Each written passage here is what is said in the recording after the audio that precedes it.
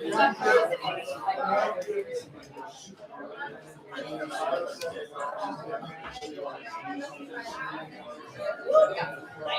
right, it's time to start. It's a Wayward comedy every Wednesday at 8-ish.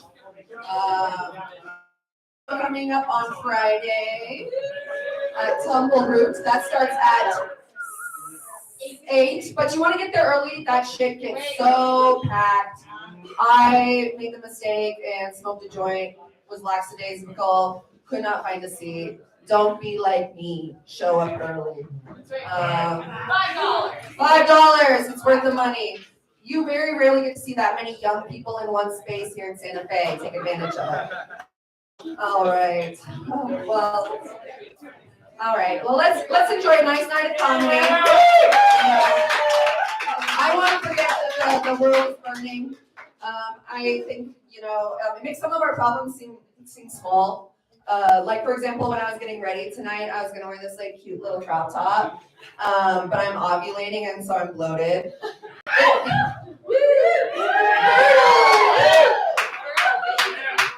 It definitely wasn't the fried oysters and 3 Bloody Marys I had at lunch with the girlies. It's definitely the ovulation. But then I started thinking about Roe v. Wade, going down that spiral. I know. I'm sure we'll have some jokes about that later tonight as well. But it's in these moments where I really like to focus on the little things in life. It's like my favorite season is coming up. I already see the signs popping up, like the literal signs. Yard sale. Just scratches this grandma itch inside of me. I roll up in my 2008 Honda with the windows down, blasting trap music, trying to find my treasures like I'm some fucking goblin. And there's also another thing I really like about that is I get to look at it, and it's becoming ever more clear to me that I will never have the opportunity to own a house. So I like to live vicariously through them. It's like the way things are going, is it really too much to ask just to have a small plot of land, a matching set of Pyrex dishes, and just a place where, if need be, I can quietly die of a coat hanger abortion. All right? That's what I like. I like to make people... Anyways, don't worry. I will splice this with a comedian who has a very different take on life just to make things palatable. I would really love to welcome to the stage one of my favorite comedians. I don't see him. I hope he's not in the bathroom. Phil Johnson. Phil Johnson.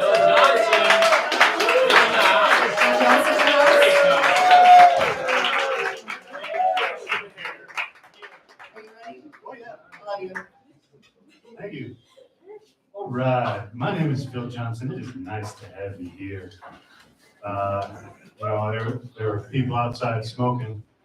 But Sorry. No, I think they're in the air. Sorry.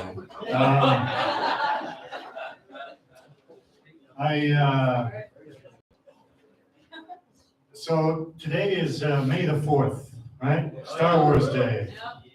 May the 4th be with you. Mm-hmm. And also you. Right. I think that's the proper response. I love Star Wars. I'm a big Star Wars nerd, which I really enjoy when people are bigger Star Wars nerds than I am. I'm enough of a nerd that when you fill out those surveys that you don't think should be legal, and they ask you your race and religion, I always put down Sith. But there are bigger Star Wars nerds out there. There are people who really hate the new movies. Have you seen the old movies? These are things about religious space wizards with laser swords. Listen, I just didn't find it believable. Really? Was the computer-generated model not acting deep enough for you? Is that your problem? Yeah. Big news this week. This Sunday is Mother's Day, Anybody here have mothers? Yeah. Than I expected, actually. Like I was figuring broken home, dumpster baby, the ghost of future Roe v. Wade. It was too soon. Oh yeah, like the baby.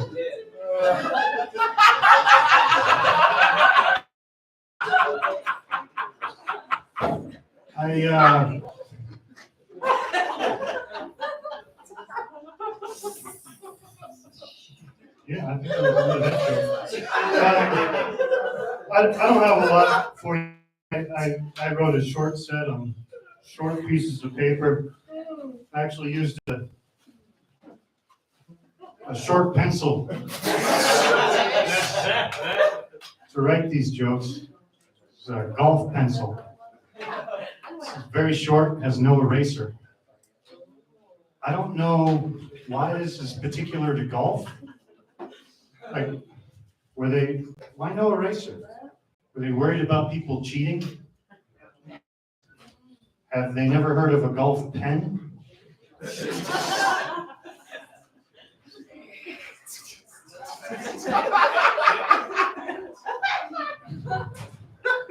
Also, if you're worried about people cheating, why are you worried about golf? Like, golf is the most cheaty sport ever. Oh, you played 18 holes? You must have walked 10 miles. No, I took a car in between. Oh, but those clubs, they can get heavy. No, there's a man in plaid. He carries them for you. And listen, I make fun of caddies, and I realize that, there are some really top-notch pros. Like Tiger Woods must have the best caddy ever. He asks him, well, what driver should I use? And the caddy says, Uber, Lyft. Anybody but you.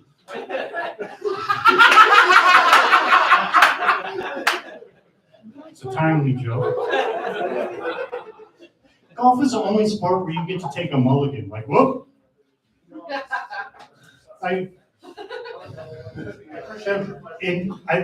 think, well, okay, it's not the only sport.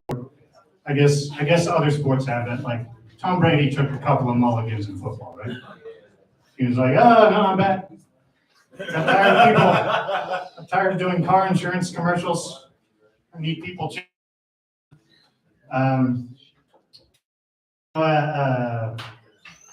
Michael Jordan, he took a mulligan. I mean, I guess it makes sense. Tiger Woods couldn't have retired and played a less intense sport than golf. What is he, like, not good at pickleball?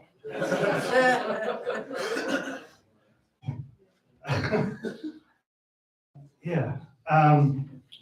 Man, I saw somebody today, I had somebody correct my grammar. And, I'm not going to judge, but I do not like this, But at the same time, I think maybe we should dial back the rhetoric. Like, is it grammar Nazis? Really? Like, there's nobody being sent to conjugation camps, right? Okay, my name is Phil Johnson.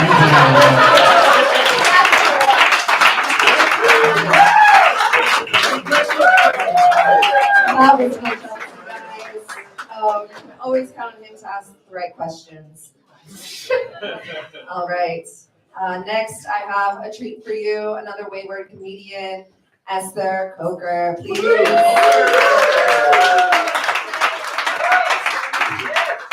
is Esther. I'm from Houston. And when people find out I'm from Texas, they're like, where's your accent? And I'm like, come on, Houston's the 4th largest city in the United States. Very urban. A lot of us don't have accents there. From the Montrose area, for those of you who don't know, that's the cool part. So I'm sure you're all wondering, how did this so far from the tree? Yeah, I ask myself the same thing every day. I see a lot of people in their 20s and 30s in this room. Enjoy these decades while you can, because when you're in your 40s, you have to hire lawyers. For some reason, you would never guess. Trust me, it will happen. You'll need one for reasons you'll never imagine. And by the way, lawyers charge like prostitutes by the minute with a 1 hour minimum. So go ahead, don't come prematurely and join these dreams because you're the one. The reasons for new friendships change as you get older. When I was younger, I would just anybody who would talk to me. And now, as I get older, my reasons for engaging people are more practical. You know, like, oh, what do you do for a living? You're a contractor? you want to come over to my house on Friday for charcuterie? I don't know, but let's talk about your kids and my house. Do you think I should knock out this wall? I mean, does your kid play ball? I'm a really good parent half the time. My patience level reaches a threshold at about 72 hours. By the time her dad picks her mommy shift, I'm already standing on the curb. She's dressed, she's packed, teeth are brushed, she's fed, ready to go. Don't even slow the car down, all right? Wait, let me wipe that off their face. Okay, you're good to go. But say what you want about divided families. My daughter will be really good at saying goodbye. That's a skill that she's already learning at 5 years of age because she had a mommy every Tuesday and Saturday night. That's when mommy gets to live a life like she was never born. My dog is a Heinz 57, which means she's a super mix, and I call her Ketchup. I also call my boyfriend Ketchup, my adorable, tall, dark, Native American, Irish Portuguese Jew. I just love getting fingers caught in your nappy hair.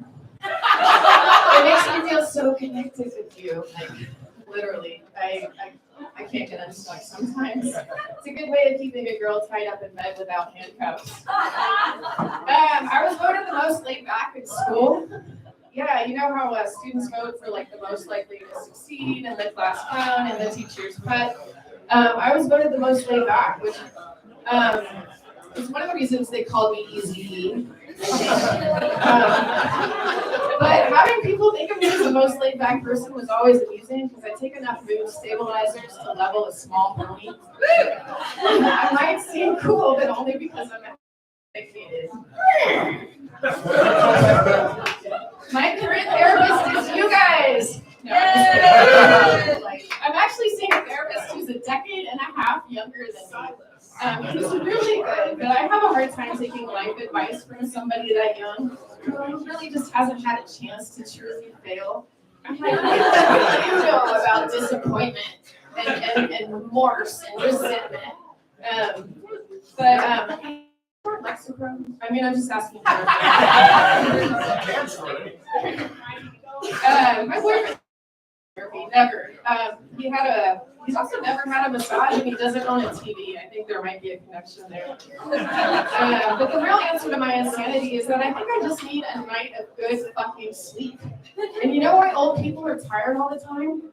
Because they have to pee every 2 hours. By the time you get into an REM cycle, you have to get up again and go pee again. It's like breastfeeding a newborn when you have to get up every 2 hours. Except incontinence is for life and breastfeeding is just for 1 year. I unfortunately had a really hard time breastfeeding. And let's just say it did not go well. And my dad just said, well, you can't milk a Scottish cow. We also pee a little bit every time we sneeze. So let's just let that sink in now that it's allergy season. It's not a good look when you're sharing diapers with your kid. And that's the 40-year-old mom life for you. It's hot. It's like a hot dog melting on. It's like shooting a hot dog down a hallway. No, I'm just kidding. I do my kegels. Vagina-titis is completely unrelated to peeing a little bit every time you laugh. But it gets better too. After dealing with younger therapists, peeing every 2 minutes at night and squirting a little bit every time you whiff pollen, insult is added to injury when you can't even hold it in when your boyfriend slaps your ass in bed. But you caught me off guard. It surprised me. Things pop out when you slap me, like social embarrassment and an extra side of lube. If life gives you lemons, you make lemonade, right? And this piece, at least it was the same color. Please just give me a mattress protector for my birthday, thank you.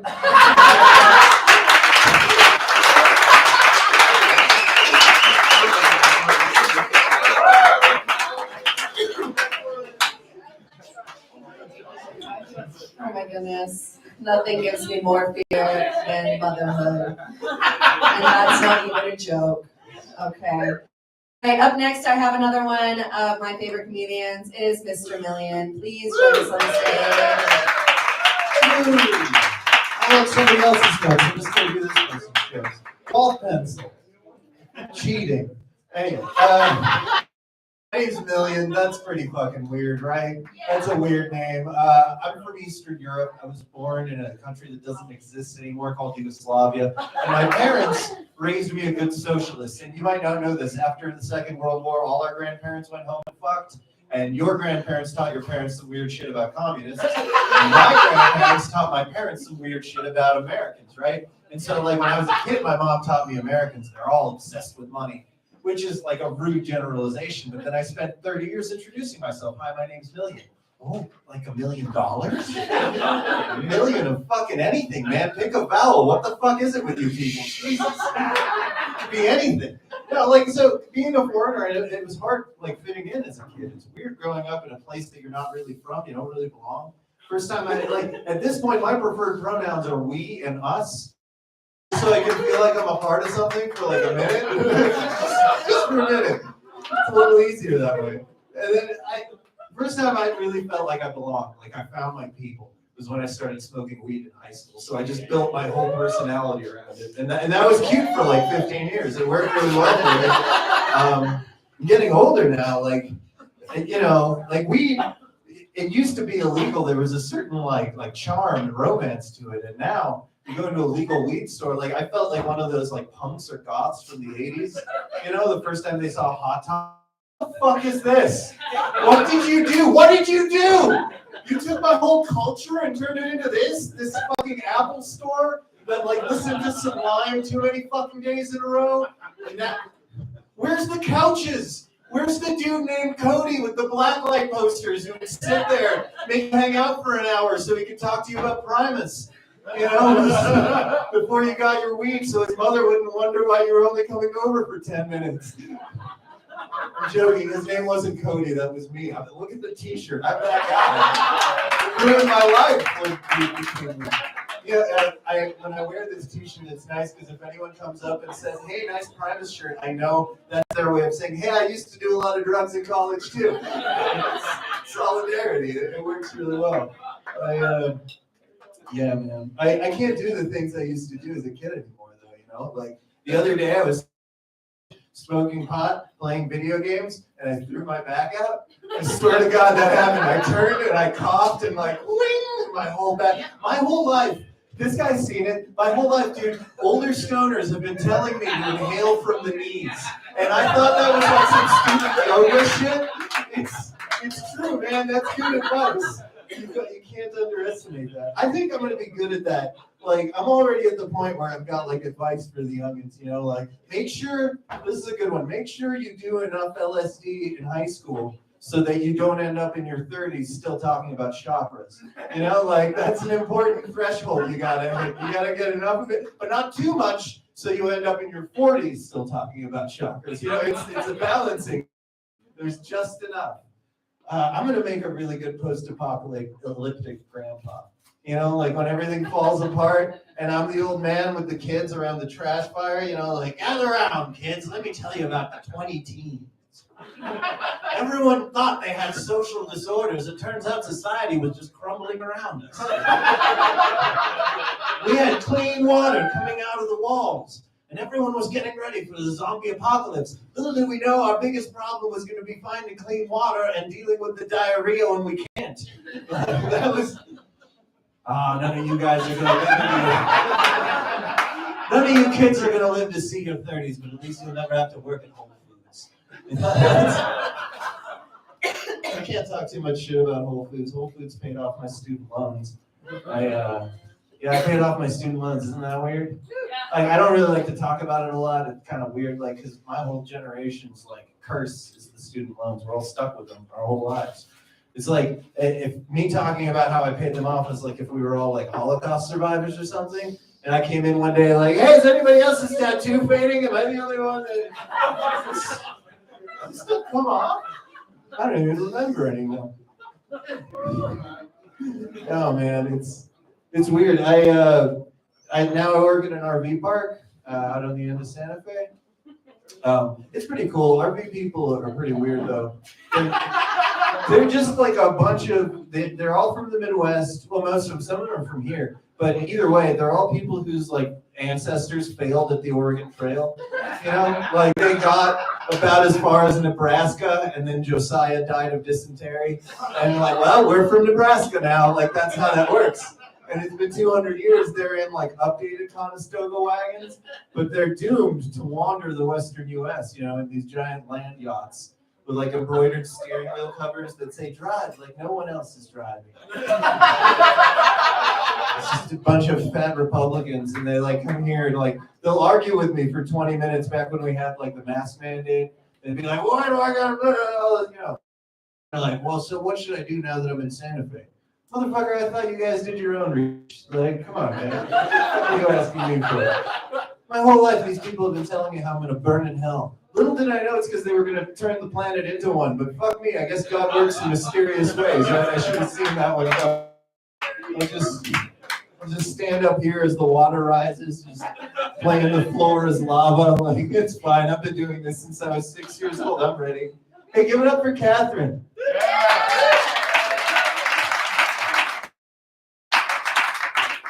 Thank you, man. I'm so sorry. I don't know. Oh, good friend Bill. Woo! All right. Okay, so up next, I'm not going to give too much of it. Regular here. Di, please come to the stage.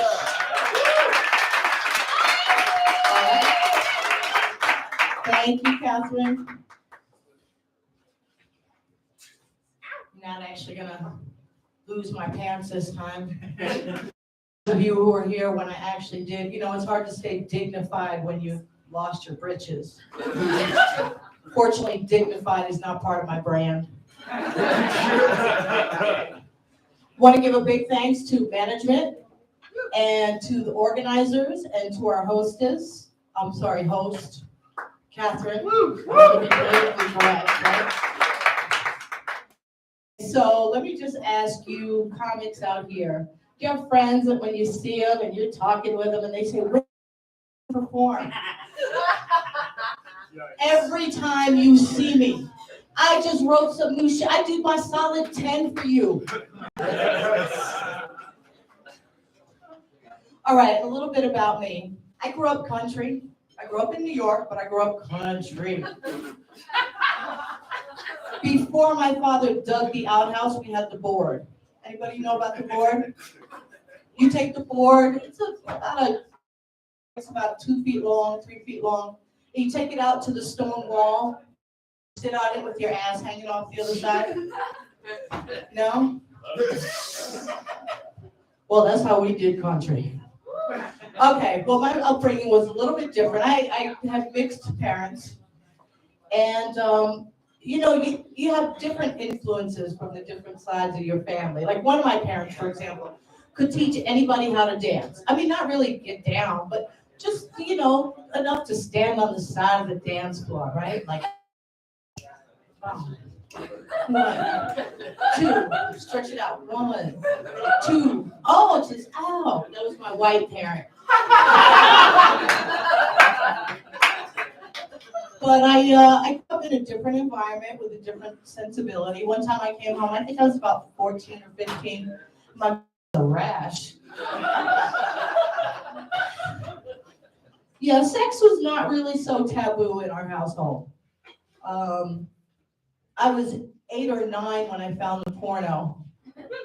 No, I mean the porno with my parents in it. The regular porno I had never seen. Ooh. So, you know, I've got, I guess, dudes about sex. I used to go to this strip club down in Albuquerque. You know, the one that's all nude with the 18-year-old girls. Anyway, I digress. But they used to try to let me in the wrong door. You know, they had one door for customers and one for dancers. I said, oh, damn, you guys. You flatter me so much. You can put any two of your dancers together and they don't equal my age. Well, except that one. You know, there's always that one. But listen, everybody's got their things, right? Everybody's got a different thing they're into. So you got the big, fat, black girls. There was one girl, all she had to do was put her ass up to the pole and go. The money just flying at her. So you got the big black girls, the big white girls, right? So white, you can almost see through them. The only color is the bruise, you know? And they're living on orange soda and meth. You know the ones I'm talking about. But I said, shit, you know what? I see the guys out there, they're making it rain. I get up, they'll be making it hail. Throwing coins, shit, you know? I'm like, yo, you know, parking is expensive, man. At least make it quarters. I gotta dance 3 sets just to pay for my shit. But I tell you, I could dance in a club. I could dance in a white club. I couldn't dance in a black club.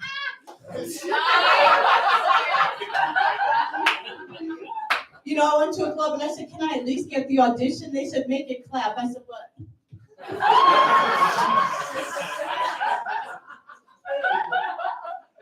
Oh, well, yeah, you know, I'm keeping it together. I still look good. But the fact is, you know, things change as you get older. And you got to wonder at some point, like, when did I cross over from being the target demographic for barbecues to slow cookers? Right? From thigh highs to knee highs. Energy drinks to diabetic protein drinks. Flavored vodkas to scotch, because they know I got the money now. Oh, cannabis cookies and gummies to fiber cookies and gummies. Condoms to pussy moisturizer. I'm telling you guys, things change when you get older. You know, you have less natural moisture going on. Face it, my humor is like my pussy, very dry.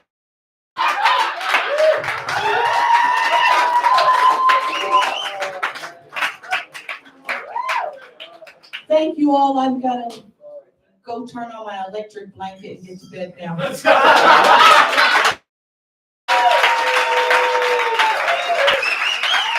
you so much. Give it up for Di. Oh my God. Some good shit. Things that you can enjoy every single Wednesday. I know I did mention one thing that I'm passionate about, which is, you know, reproductive rights. But another thing I'm really passionate about is tipping your servers and bartenders exceptionally well. I will die on this soapbox, so please keep that in mind.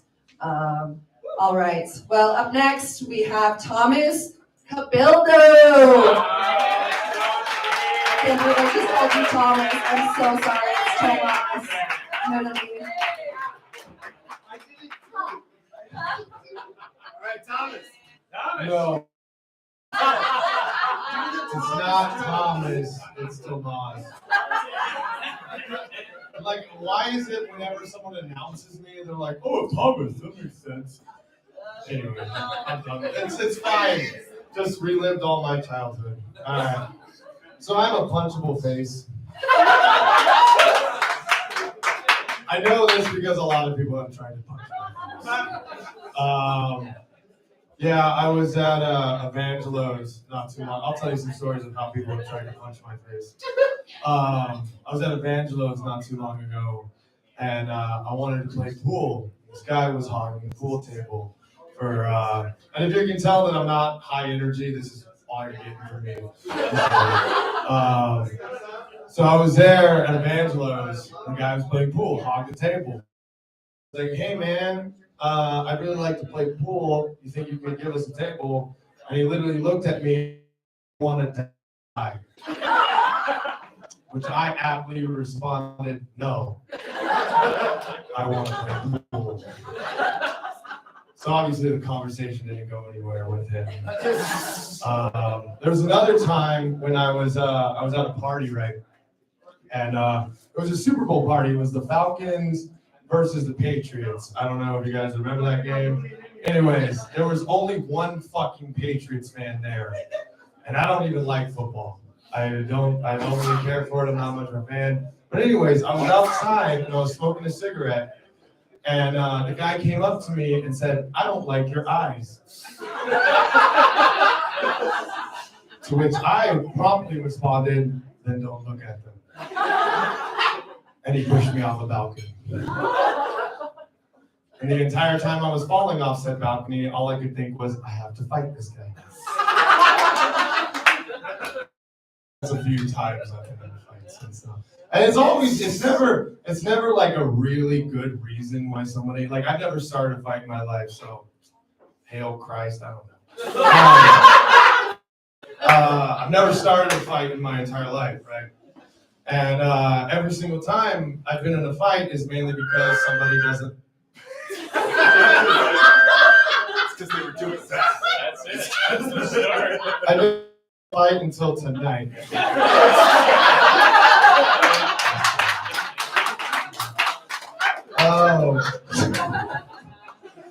Oh, shit, where was I going? Fuck you.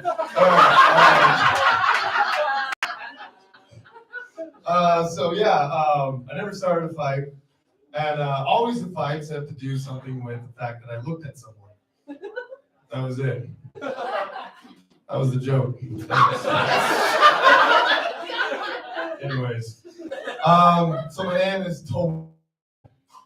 Thanks, Catherine. My name is Tomas Cabildo, and I don't know if you guys know, I got a lot of flack for that name. Just out of anyone who can think, what do you think rhymes with Cabildo? Can someone say it? Someone say it. What? For real? No, dude.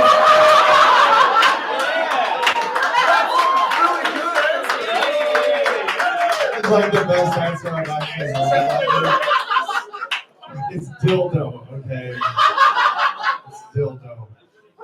Tomas Cadildo is the thing. I do appreciate that answer, though. For real, though. Anyways, that's the second time you've interrupted it. Sorry about that. So yeah. Tomas Cabildo rhymes with dildo. Let's get back on the dildo train.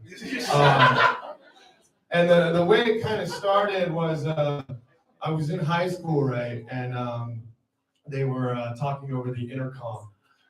And if you can imagine, in high school, somebody calls your name, you're like a little worried. But like when the intercom came on, it was literally, "Can I talk in your office?" I didn't get up. I sat there for a second, and I was hoping, and everyone was like looking, "Who's Tomas Cabildo? He sounds pretty interesting." Of course, it goes on again. "Can a Tomas Cabildo?" Oh my God, I'm so sorry. And I got up, and my life was ruined. High school, what it does to you, high school ruins your life. You should always base everything in your life of what happens in high school. But I mean, it's a great slogan for a new company that I'm working on. It's called Cabildo's Dildos. We're gonna make seasonal dildos. They're gonna be made out of peppermint. It's refreshing, okay? That's how I'm gonna do it. Anyways, more about me. Since you guys are, anyways, so I used to work and I did a lot of film work and stuff, and I did work for National Geographic once, which you can clap now. Yeah, I just want the recognition. So we do. I did a thing, and everyone always, "Oh, what did you do for National Geographic? Did you like go some like foreign country, like see some crazy shit. It's like, no. I went to the Via Caldera. I filmed prairie dogs. Yeah. And I don't know if you guys know a lot about prairie dogs. You should. Because they're on every single fucking street that you can possibly see in this fucking state. But prairie dogs, I don't know what to tell you guys. They're not that interesting. They get up from their, they scream at the sky, and then they get back down in their hole. And I did that for 6 months. I watched them that way. Every single time I'd be like, hey, there's a prairie dog. And we'd be like, we fucking know. We've been watching them for 6 fucking months. And so like an interesting thing that happened was, I mean, it wasn't really interesting because I almost died, but not because a prairie dog attacked me. It was because we were watching this prairie dog and we were like, yep. And we were in a blind, right? So like we were camouflaged because they, you know, we were like 100 yards away from the thing, whatever. You don't care about that detail. We were far away from this guy, right? And we were just watching him and like, yup, that's a prairie dog. And it's doing its thing, it's screaming at the world, probably cursing it for being born or something like that, I don't know. And it goes up, right? And we watch it and it explodes. And me and my camera guy looked at each other and we're like, oh my God, prairie dogs have guns now. It wasn't that actually, it was actually a bunch of redneck dudes with AR-15s that wanted to do some target practice. And so the bullets are whizzing by and we're like, oh shit, we should do something. So I get out of my tent really promptly and I'm like, hey man, you're shooting our cast. All right, that's it for me, guys. My name is Charles Padilla. Have a great night. I'm so sorry, Noah. You did so great. Thank you. All right, I'm not gonna give myself a chance to embarrass myself further, so Nick Pelton, please come to the stage. Give it up for your host, Catherine. Got my name right. Keep it going for a previous plug. Excellent. And I'm gonna keep it short for you guys. I can't keep up with these dildos here. I'm an old man. I'm officially a middle-aged man. Yes, yeah, thank you. I'll take a bow. It's not age related, it's all biological. I've got the telltale signs. Yeah. First of all, my farts sound different now. Higher pitched, they'll wake me up in the middle of the night. I'll be like, did my mouse just zip his pants? What the hell's happening out there? And I swear to God, this is not a joke, I'll get 2 pitches at once sometimes. If I sing along, I'm almost a barbershop quartet, all by myself. Another stage, I have a totally different relationship with my dick these days. Older men can attest. We play chess now. It's really, he wins, which means, of course, now my dick beats me. Old man stuff, I'll tell you. But one of the biggest telltale signs, there's a whole shift. It's almost like male menopause, where your sense of humor starts to change. And you get this, like, been there, done there attitude, no matter what's going on. And for the record, I've never been anywhere or done anything. I've got the lamest life ever. But hormones start kicking in, and I'm like, oh yeah, yeah. Let me give you an example, okay? Something can happen for the first time in the history of humanity, okay? For the very first time. Like, let's say Elon Musk accidentally makes a robot runs amok, attacks Cleveland, sits on a bakery. I find out and I say, oh yeah, you gotta watch out for that. I've baked a few cakes, too. That'll get you, I'll tell you what. You turn on the news, some guy gets his head lopped off in a dentistry accident, you say, ugh, hate when that happens. That'll leave him. It just kicks in, and it's nice for a couple of reasons. There's a couple of reasons I really like it. A, it alienates me from the youth. That's a huge benefit. B, nobody asks me for advice anymore. If you watches the Challenger explode, and you say, oh, huh? I got a couple of good ones in my garage. NASA should have checked in with me. I was going to fucking ask you about anything. But the third one, the real reason that kicks in is because we're actually terrified. The world's falling apart. things are happening that definitely have not happened before. That's right. And so you start going, oh, okay, I got it. Climate change is irreversible. That'll ruin your weekend. Newspaper, because I want to see what old Charlie Brown is up to today. And instead, I find out another human right is just lopped off the list. All right, Roe versus Wade getting repealed.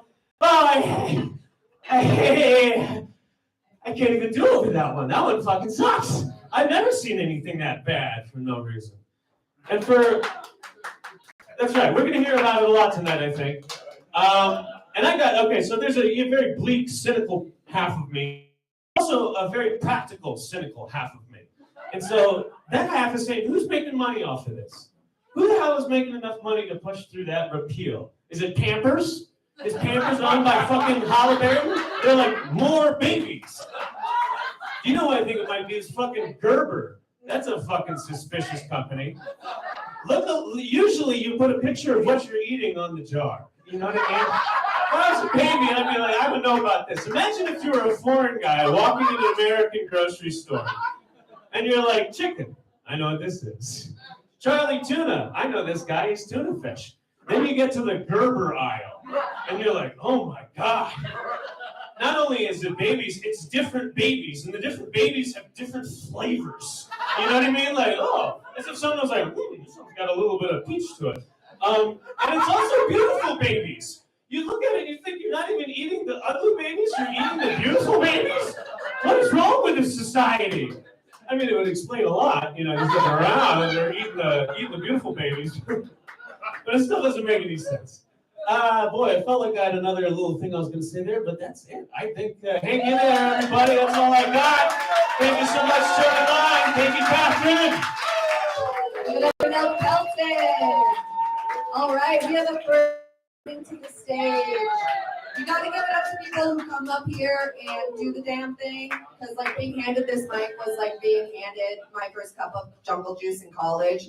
I just like completely fucking black out, which is good because you can watch us at Wayward on YouTube if you're ever missing out. We're actually streaming live right now, so if you're sad and lonely and depressed and can't make it out, oh, he's still turning the page. Okay, Joe Lavery, please come to the stage. Hey, what's going on? Man, that's a fucking tough follow for a noob, man. Thanks a lot. Dude. I appreciate you setting me up, man.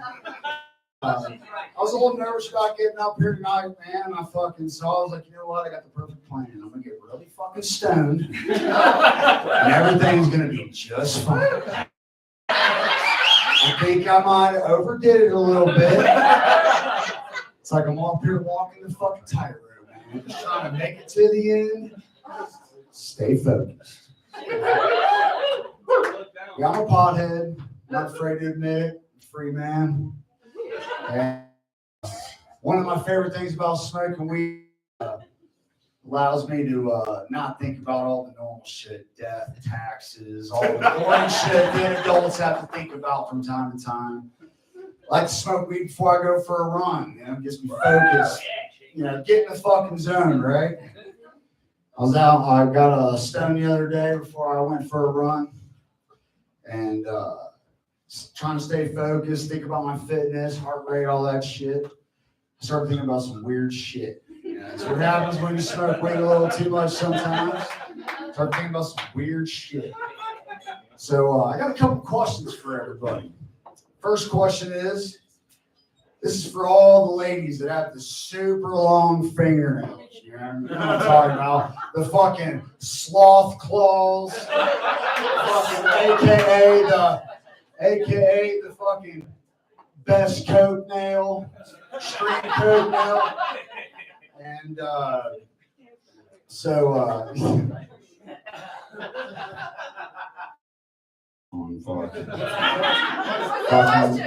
what's that? Oh, so, all right, thank you. All right, yeah. Right, so my question is, how do you wipe your ass with those motherfuckers, right? I mean, is it a magic trick? Like, hey, magicians don't reveal their secrets, right? How do they do it? The world will never know. So my next question is, what happens when a surgeon has to sneeze in the middle of an operation? You know, they're fucking in there trying to save their lives. They're fucking working right there. You know, and sneak up on your ass. They're sneaky sometimes. Just fucking happens, right? Scalpel. Shit. Fuck. Shit. Speaking of sneezing, pandemic's over. Mask mandates lifted. We're all out here having a great fucking time. You know what I mean? I know there's still some people out there fucking paranoid. Shit got weird for a minute. I get it. It's understandable. But at a certain point, you're like, come on, let's relax a little bit. So I was walking through the fucking mall right before the mask mandate got lifted. Have a mask on. I'm doing the right thing. Sneeze in the fucking elbow, dude. Wash your hands 30 times a fucking day. Take sanitizer. Right. You know what I'm saying, dude? Sanitizer. Bathe in the shit. Fucking drink it if you have to, dude. I followed the rules. I'm not a fucking dick. So I'm walking through the mall, got my mask on. I'm like, I'm gonna go over to the food court, feeling a little hungry, got the munchies, right? So I make my way over to the food court, I get in there, and the fucking notorious sneak attack of a sneeze hits me, dude. Comes out of nowhere, doesn't hit the radar. You know, the kind of sneeze is so powerful, it comes out of nowhere that when you sneeze, you lose control of your body for about a half a fucking second. You know what I'm fucking talking about. It hits you out of nowhere, dude. It fucking happened to me. It happened. I was in the food court. I'll never forget it. I fucking sneezed out of nowhere. Fucking lose control. I couldn't take it. Lose control. And everybody fucking drops down, dude. Like I was a fucking goddamn active shooter. Fucking cash register guys over there like, oh, just throwing fucking money, like, just here, take it all. I look over, I see a fucking dad in the corner, dude, he's calling his family. It's like, baby, I'm not gonna fucking leave it home. Tell the kids I love them. And I was like, bro, I get it. I'm a white male. But it's just a sneeze, bro. Chillax. That's all I got. My name's Ray. Thank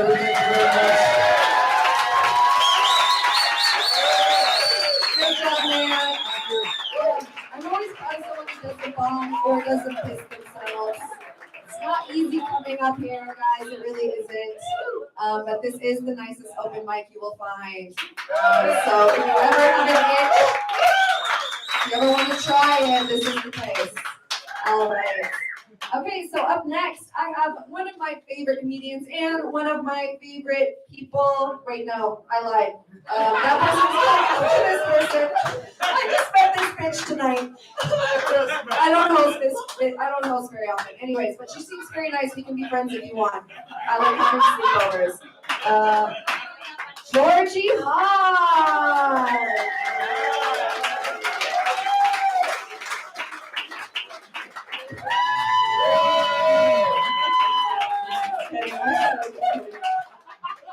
It's really great to see like some other female comics out here tonight. So I'm Georgie. I just wrapped a film. Yes, it's not very glamorous. I'm the boom operator. I know how to work a pole. So yeah, I finished that movie. I've been missing comedy, but I have a lot of material. I love observing male behavior for many hours. Yeah, so working in film as a female crew member, like, quick shout out to all the women who've come before me. Like, thank you, because now when guys say hello, they touch you on your shoulder instead of your lower back. It's great. Yeah, and they even added, so, you know, like when you watch the credits, like if you do, you see the best boy or whatever, it's now a best person.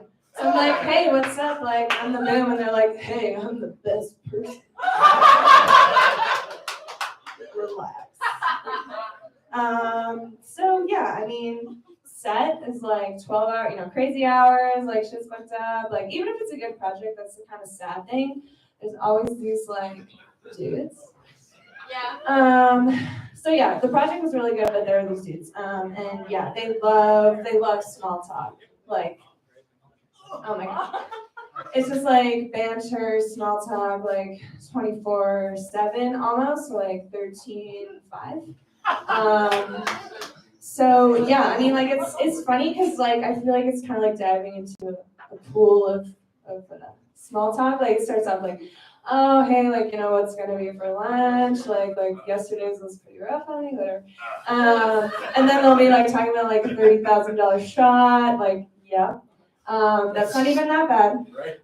So like, like, oh, the rain, like never, by the way, if you want to get a script made, like include a rain sequence, unless it's a make or break. It's super expensive. Anyway, so like small talk will be like, I guess that could be a little cheeky too. I didn't think of that. Okay. Okay, like small talk, go deeper and deeper. And then like things kind of change at like one question. And I find like based on observations and some small data in my notebooks. Where are you from? Yeah. That's when you're like, okay, me being friendly, you thinking that's on your work life.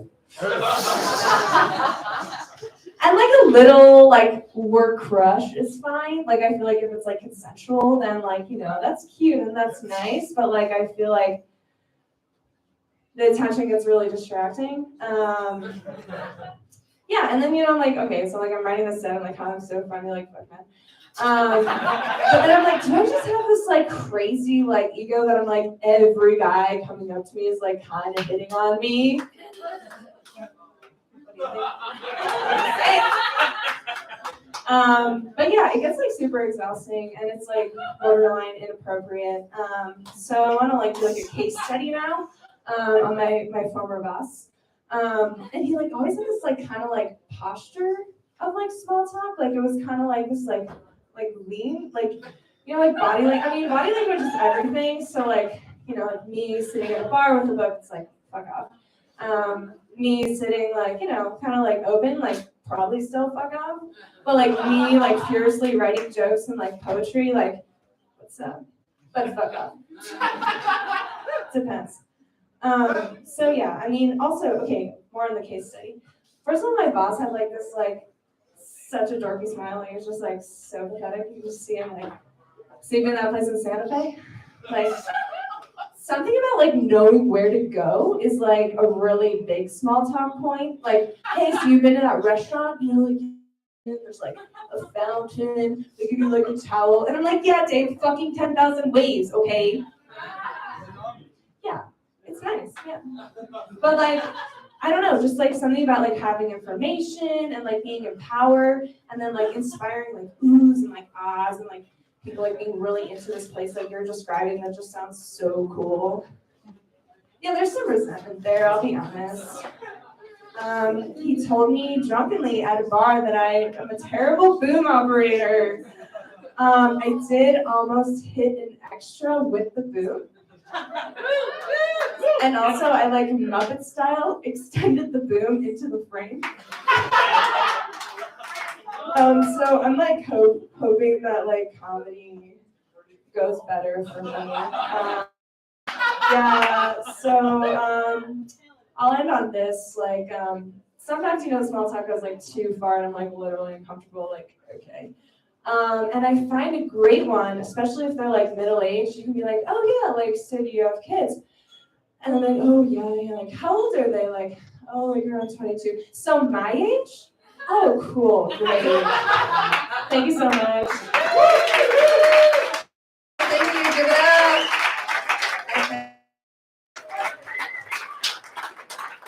Okay, yes. All right, so up next, you already heard what I was saying. I like them. I think they're good. And they are also going to be part of the next show Friday. So you can see him in longer form. Am I wrong? I fucking hate myself today. I even pulled up the Instagram and I'm not even on the same day. Take the mic from me.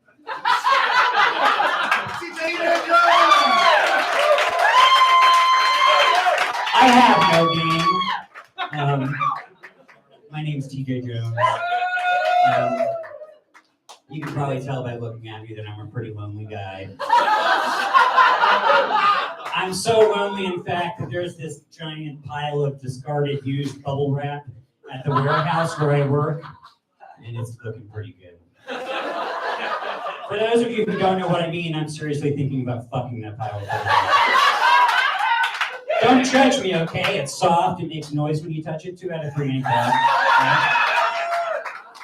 I wrote down, I had a list of all my most disgusting jokes. Like this one. My cat died recently. Yeah. I say my cat died, but what actually happened was I paid a professional to murder my cat while I watched. Yeah, and I was really sad afterwards, and so I didn't really know what to do to make myself feel better, so I jerked off on his corpse. Kind of freaked the vet out too. It's like, hey, this is how I process grief. You know? Like I said, these are the worst jokes I have in my whole entire repertoire. Okay. I'm bald, as you can tell, but I still use conditioner. Just because I love to feel it go down my back and into the crack of my ass. Is that gay? That seems kind of gay. Ladies, I know you know what I'm talking about, okay? All right? I'll bet Mom here makes it a lot better. Oh, I love that groan. That's so good. So I drank a Bang soda recently. Anybody else heard of a Bang soda? I'm not surprised. There's this like atrocity that's occurred. So I saw all my friends drinking these, and they seem to be having a really good time. They're really enjoying them. So I decided to try one. First of all, they come in these really disgusting flavors like birthday cake, or one's called unicorn urine. I think the one I tried was called Sour Patch Abortion or something like that. And I didn't realize that these sodas have like crystal overdose levels of caffeine in them. And I drank it really fast, and not knowing this, I'm a little sensitive to caffeine. And then I found myself standing in my boss's office arguing with an inspirational poster, like, you don't know what the fuck I'm going through. You hang in there, motherfucker. So yeah, watch out for those Bang sodas. Every time I take a shit these days, I feel like I'm trying to pass a dead star through my colon. I love that analogy because it's hot and it's heavy, and afterwards my universe has changed. Oh, I'm running out of these quick. So my real doll decided to transition. Ooh. It was a total shock to me too, because I don't know anything about everybody I work with, it has these they're really angry at the bathroom for some reason. Like every time they're going into the bathroom, they're like, I'm gonna fucking destroy the bathroom. I'm gonna fucking blow it up, dude. And they're all so like aggressive and male about it all the time until it's time to clean the bathroom. And then they turn into the biggest fucking pussies on the planet. Tomas Cabildo knows what I'm talking about. I work with him. You should see him clean a fucking bathroom. Dude, I gotta say, that was like the most aggressive surgeon I've ever seen in my life, by the way. Like, digging into that patient. God damn. Okay, so look, I'm really afraid to tell this next joke. I just wrote it, and it's, fair warning, it's horrible. Okay. I should turn the volume down on the live stream so bad. I'm not proud of it, but it's a great joke. If you could go back in time and change one of the 2 following incidents, which one would you choose? Would you stop Donald Trump from being elected in 2016, or would you stop the worst mass shooting in American history, the one that happened in Las Vegas, where 50 people were killed and 500 were injured? Keep in mind, before you answer, most of those people were country music fans. Kind of changes the dynamic, doesn't it? Folks, my name's CJ Jones. You've been a fantastic crowd. Thanks for coming out. Thank you, TJ. I'm sure I'll be in the show soon. Anyways, I thought of a new fun drinking game every time I fuck up. Finish your drink. All right. Up next, I have another Wayward classic comedian, and her name is Isabel Madley. Please welcome her to the stage. Oh my God, it's been so long since I've been here. It's fucking packed. Things have moved around. It's so good to be here. I mean, you guys all knew what I was going to talk about tonight when I came up here, right? Like, may the 4th be with you, everyone. Yeah, the full 4th of the United States Supreme Government just like taking away all of our fundamental human rights. It's super fun. I love being a woman despite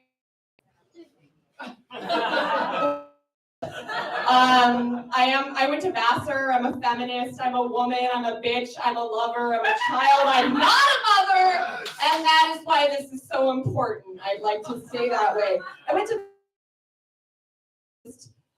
I am. I've never wanted to be a man in my life. I love being a woman, and like we all know that girls rule and boys rule. We all know that girls went to college to get more knowledge, and boys went to Jupiter to get more stupider. Thank you.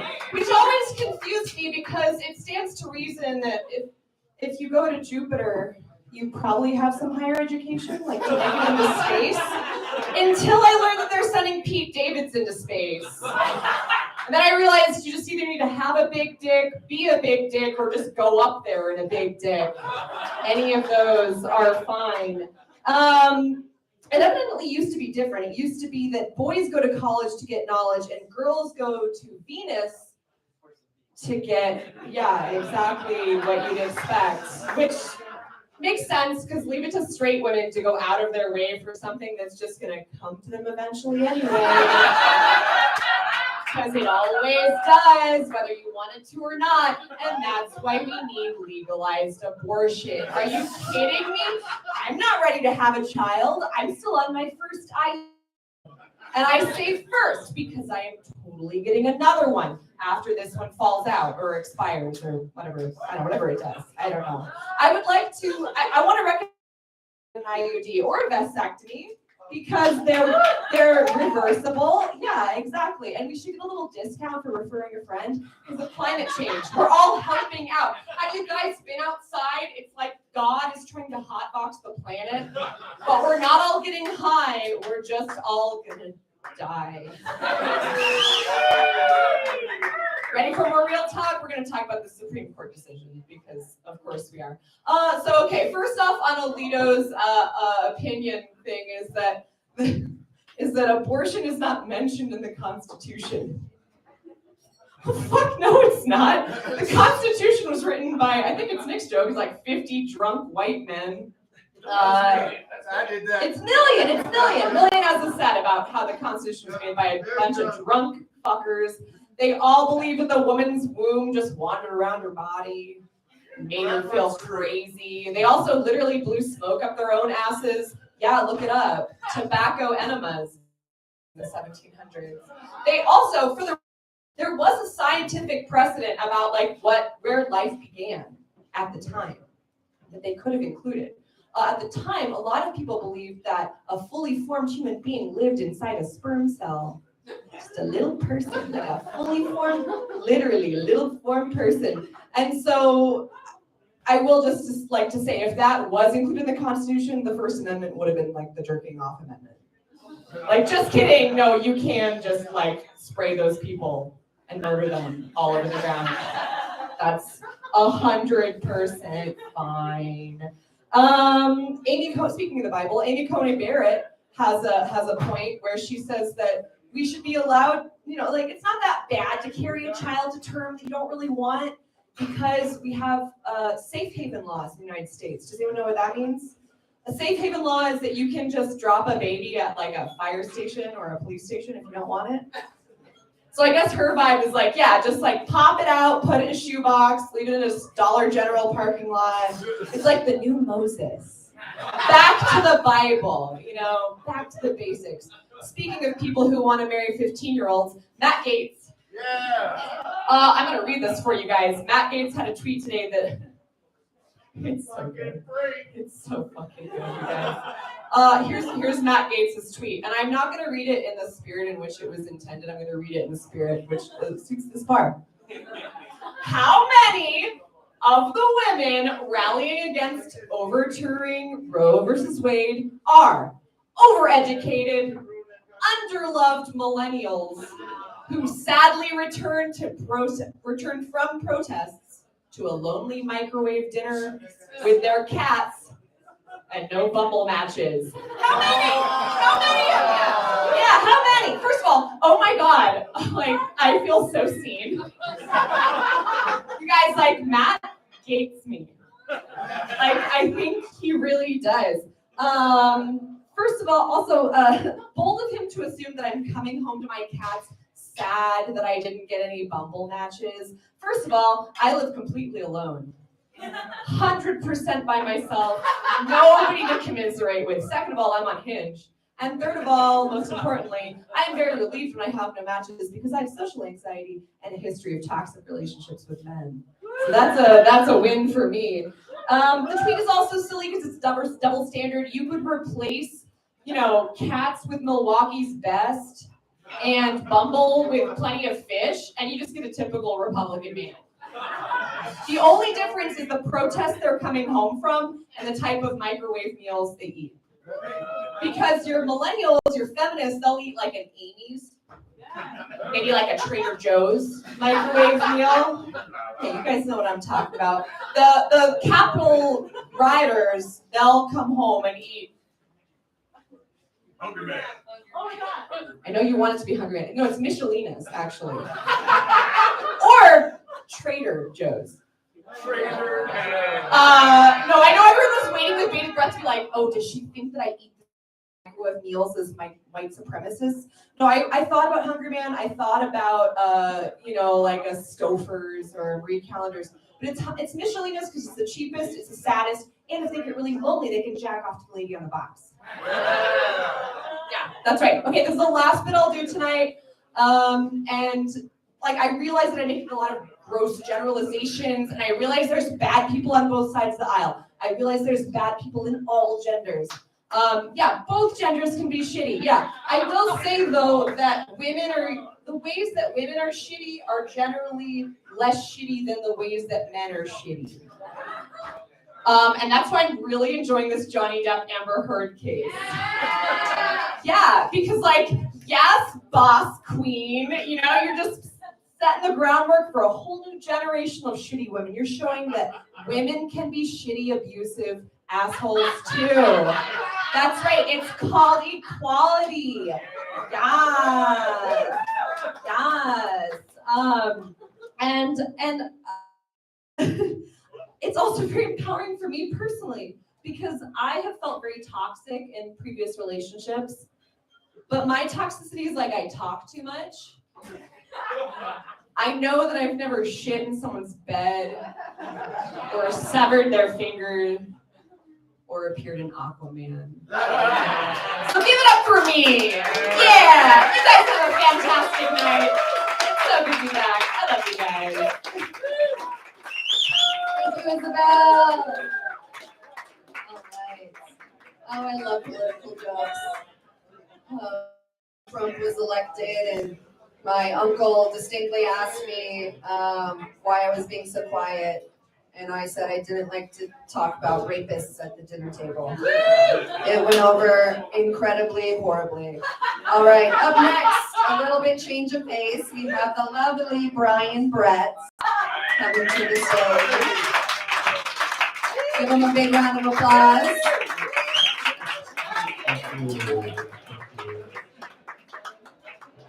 I voted for Donald Trump because I thought he might win and kill me.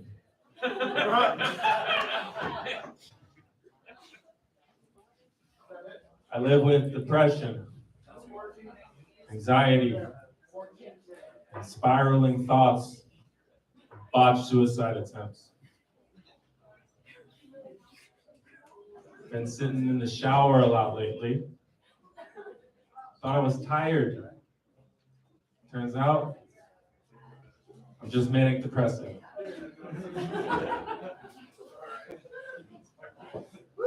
Also, anti-gun.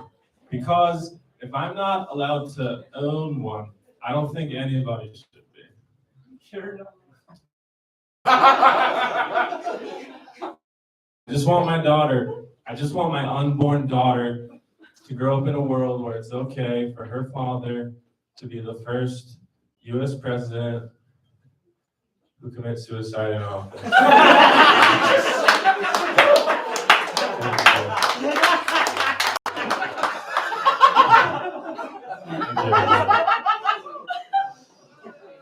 I quit smoking. Thank you.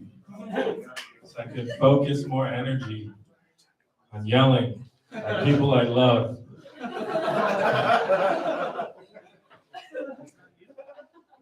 Landlord's forcing me out end of June. He's selling my condo to a person who has a job. You lose your home, it's a housing crisis.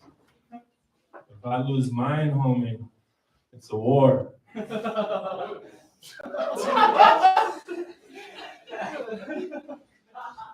My girlfriend agreed to let me live with her, as long as I buy all new furniture. That's too heavy for me to throw.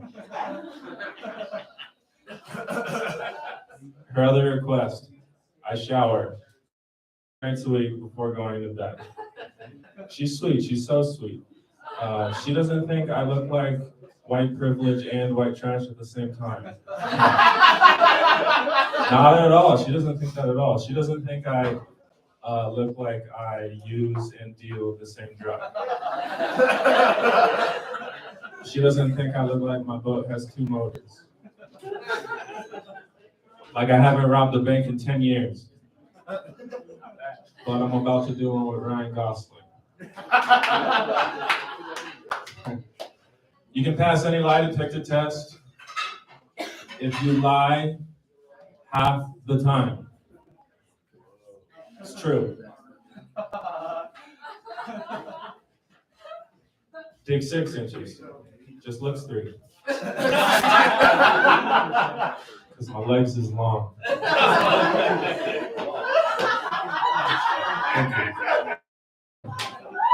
If you're wondering if your glass is half full or half empty, shut the fuck up, you have a glass.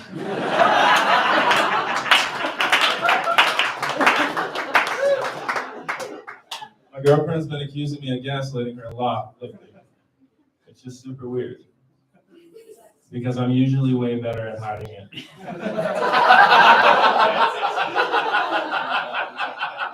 I'm so white. How white are you? I talk about it on stage. Elon Musk's kids more like Elon Musk than he does. Owners look like dogs, but dogs do not agree. That's what a bark is. And at night, that's all them together agreeing about the whole thing. Can't believe it? Ask your dog when you go home. I look like my puppy. And see how they respond. All right, you guys have been great. My name is Brian Brett. Come back next week. Thank you. Thank you so much. Oh my goodness. You know, I gotta say, I think I've been doing this since August of 2021 now. And we've literally like tripled in size. So give yourselves a round of applause. Whether you show up or you grow up, we're glad you're here. And if you stay to the end, we're gonna have a little cute little. It is our 1-year anniversary being back since COVID started. Thank you. Also, once again, don't forget to tip your servers and kiss your mom goodnight. All right. Up next, I have Tracker Miles coming to the stage. Give him a big round of applause. Hello, guys. How's everyone doing tonight? Good? Yeah. Woo. All right. That was pretty good. I guess I don't know. Anyways, I'm from Santa Fe, born and raised here. You know, so I love the plaza. I love being downtown. It's great to be back. I've been skating for a while now, and I tend to notice that for a while it's like the homeless people disappear in the winter, and then they come back in the summer all of a sudden. And I'm like, okay, that's cool. But during COVID, they were just gone. And I'm like, what happened? Were they following the stay-at-home orders too? No, honestly, Santa Fe's not that bad. I was in LA last year during COVID, and that was like an apocalypse scene, I swear to God. I was going down Hollywood Boulevard, and it just looked horrible. There was tents, there was trash, awful. And freaking, as I was walking down it, all of a sudden, I swear to God, I saw at least 3 different zombies. And they came out of nowhere, started attacking us. You know, they try to eat our brains, but we're not that smart. So, you know, we got away. But the worst thing I saw in California that was sad, I was on Venice Beach, and all of a sudden I see this homeless guy fighting the seagull for a hot dog. And I'm like, oh, that's terrible. And the homeless guy beats up the seagull, takes the hot dog. It was sad, you know, because I had just seen this guy buy this hot dog, and, you know, he gave it to the seagull. And I'm just thinking the whole time, man, that's so sad. What would happen if some guy robbed me of my food, you know? The seagull could have had a family. That could have been his only source of supporting his family. And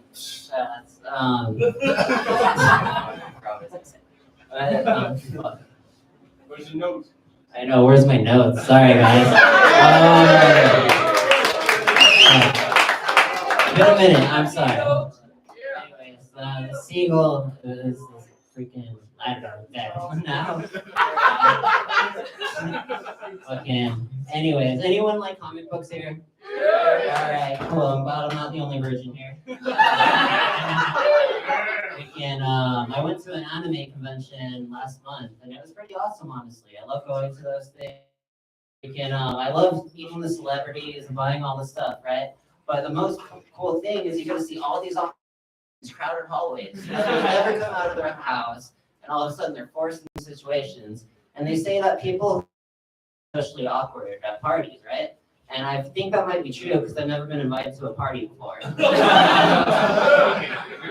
other thing cool about conventions are freaking the cosplayers. I don't know if anyone cosplays here. That's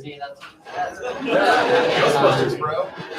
Cosplayers are awesome because they spend all their free time and money on elaborate Hollywood costumes. Like, you could have a stormtrooper helmet and body armor, blasters. If you're lucky enough, you might even find a Star Wars fan wearing that one thing. What's it called? Deodorant. If you find a Star Wars fan wearing deodorant, consider yourself lucky. Because, my God, most of the time they smell like a garbage disposal. And I guess it's the Han Solo Stormtrooper costume, right? Last thing, I got in trouble recently with the LGBT community. That's harsh. They attack you, and I don't have any problems with them. It's just, I don't think it's fair that they took the full rainbow. It's like most flags have about 4 or 5 different colors, right? And they were like, okay, we'll just take them all. And I like rainbows. I told that to my 3rd grade art teacher, and he thought I was gay. Not fair. The other problem I got into with the LGBT community was I was talking about different, we shouldn't judge each other's bodies, pretty much. You know, it's not fair to do that, and I agree. But to be fair, some people judge people's boobs the way that people judge, you know, dicks. And and that's a fair argument, right? No, it's all of us attack me like I don't do that, and I'm like, I'm not saying everybody does it. I'm just saying some people do that. And we're gonna work that from there. I told him, you know, I think it's better, you know, okay with boobs than, you know, it's the other thing. Like if I'm somebody who lives with both, right? And to be fair, if I could choose which one would be bigger, I think I'd be wearing bigger t-shirts. You know, like, I mean, if I had boobs, I'd just be stuck at home all day. And do it.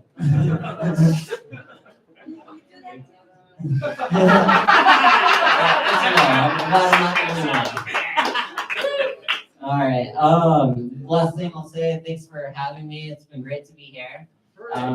Freaking God, I wish I brought my notes. I guess.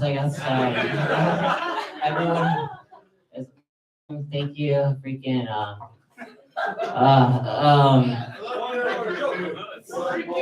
One more joke. Sorry, I was thinking.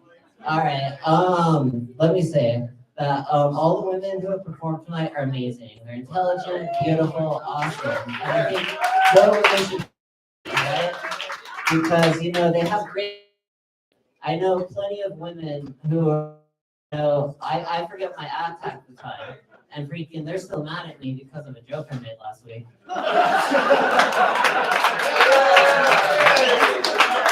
All right.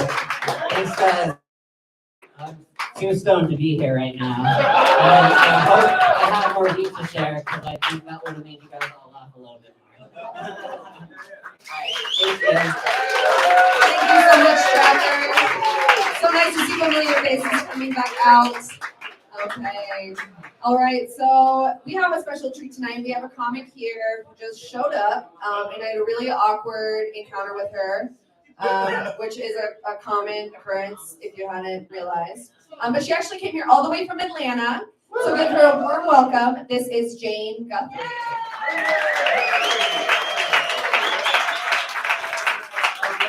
All right.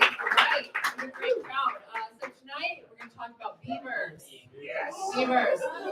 Engineers of the animal kingdom.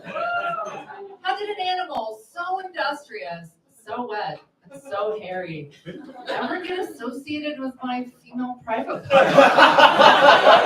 Just blows my mind, right? So I've been 8 feet tall since I've been in 8th grade. True. And for a short man, dating a tall woman is a fetish thing. But the reverse just ain't true, ladies. It is a one-way fantasy. Never have I thought to myself, hey, wow, I want to date a short guy. To bend over and pick up his little body. Maybe toss it in the air a few times. Or be like jamming on the dance floor and have a short guy rooting my bosom. Or to hold a short man's tiny, tiny hand. So growing up in Atlanta, being Jewish was really, really hard. Take, for example, the bagel situation. So I was fed Lender's bagels as a child. And for those of you who don't know, Lender's bagels are those frozen grocery store bagels, right? They're the color of pale flesh when they're frozen. And when they're toasted, they are still the color of pale flesh. But things got better for me. As I got older, we got Einstein's bagels. Y'all know Einstein's bagels, right? I mean, what a brilliant marketing move to give a Jewish name to a bagel chain, right? But what about fucking Einstein? I mean, here's the guy that devised the theory of relativity and changed our understanding of the space-time continuum. And all we fucking do is give his name to a bagel chain. So I did what any self-respecting Jew would do, and I moved to New York City, the epicenter of bagels.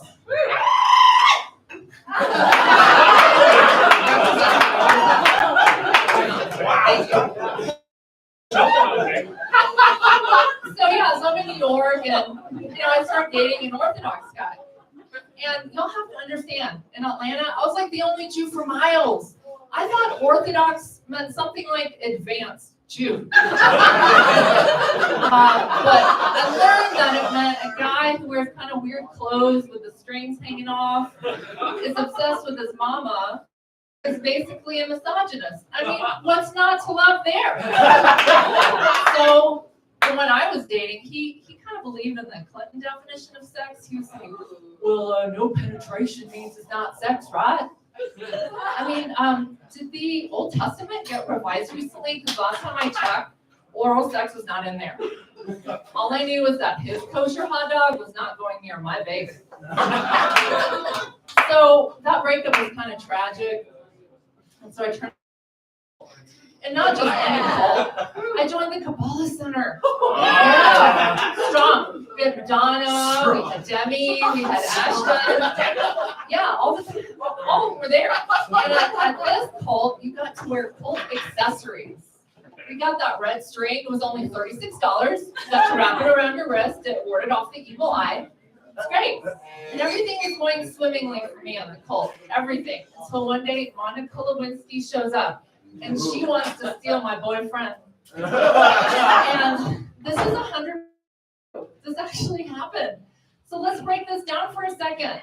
Of all the cults in all the world, and all the boyfriends in all the world, she picks mine, right? And let me tell you, Monica, she is a mean bitch. She's like Glenn Close, spoil your bunny meme. She like wedged her ass between us at dinner and cut that red string right off my wrist. That shit was $36. So I wind up with Monica at 4 a.m. at a farm in Queens. Buys a chicken on the eve of Yom Kippur because we gotta be inscribed into the book of life. And as Monica is swinging that dead chicken around her head, I'm like thinking, girl, you've got a lot to atone for. And maybe you should go back to designing those handbags instead of coming after my man. But then I thought, wait a minute, do I really like this guy? I mean, here's a woman who managed to seduce a president in an ugly blue dress. With her, she's not only gonna boil my money, she's gonna come after my beaver. Oh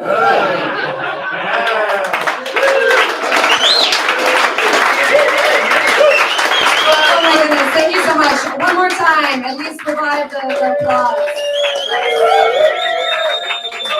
It's so fun. It's so perspectives and how differently fucked up we all are in our own special ways. Oh, gracious. All right, we have so many comedians, so I'm going to keep my time short. So up next, I have Mr. Lawless. Please join me, and then I will leave for you to talk. Yeah. Thank you. All right. I'm going to shout really loud in this microphone so everyone in the back can hear me. All right. Let's get it going. I'm going to give you a new one right away. All right. So a person asked if I could look for some petrified wood. And I said, I'm not that scary, so probably not. Okay. That went good, I think. I'm tired of having these work meetings because they always ask me what I would like to add. Does that ever happen to you? No? All right, you know, yeah. Okay. Anyways, they ask me, hey, what would you like to add, Ryan? And I say, add a cake in my office. And by the bathroom be my office. Okay. All right. I went to the gym the other day, and he's like, "Do you know what it?" Yeah, I did. And he asked me, "Do you know what a dumbbell is?" And I said, "A bell pepper," because that shit does not ring. Thank you. All right. He asked me, "Do you know where to put those dumbbells?" And I said, "Probably a dumb spot." All right. I'm doing good. I like to bring chips and dip to a party and just bring chips. And when someone asks me, where's the dip? I say, I leave. I just go. I'm in the party. Alright. I think there's a mystery going on in Ghost Ranch. Who shot what? Our gun. Alright. Those are my fans. I just answered the Scooby-Doo riddle because I think it was a ghost gun. Who shot the ghost gun, you ask? Huh, a ghost. All right, my name's Ryan Lewis. Thank you, everybody.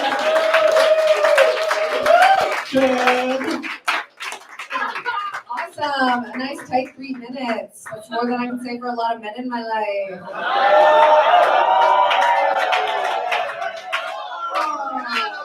I've had disappointing sexual encounters.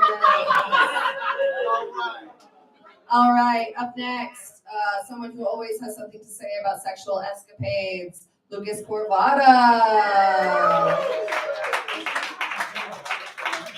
Hello. Hey, give a hand to all the other comics tonight. Yes, it takes balls to get on stage. In my case, they're tucked. You know, and I have a problem with some comedians. They don't know how to hold a fucking mic. Hold it like you're giving a goddamn blowjob, asshole. We all want to hear you. Moan. So your mother-in-law can hear you in the other room. That's how you hold a mic in your mouth. Near your mouth. Not gonna come in. A mic will not throw semen in your mouth. Although I have swallowed so much semen. I know if your boyfriend is diabetic. I know if he has smoked meth. I know if he has been with your neighbor. That's how good I am of a connoisseur. Now I know that. I dated the doctor. Anyway, that wasn't even. I'm telling you jokes. I really don't give a shit. My car went out. It went out like all my notes on my iPad. So I had to come back to the normal standard way of writing shit down. So you know, I don't know math. I do not know math, but I know how to measure with my mouth. I'll tell you something. When you hear the bartender say, "You're gonna have to give a blowjob in the parking lot," you know that you either did something wrong, or he fucking likes you. Not pay your tab, right, JD? I don't know. I overheard a conversation. You're gonna have to give somebody a blowjob for that. I was hoping it was me. I mean, just because I'm them doesn't mean that I don't have a big. I'm not kidding. Have you been to Palm Springs? I love Palm Springs. The difference between Santa Fe and Palm Springs is in Santa Fe, I'm a baby. In Palm Springs, I'm still a fetus. They're so goddamn old.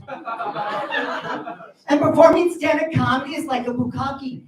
Everyone's just looking at you, and you're in the middle, holding something near and around your mouth that is foreign. Yeah, that's gonna take a while. I don't give a shit. Whatever.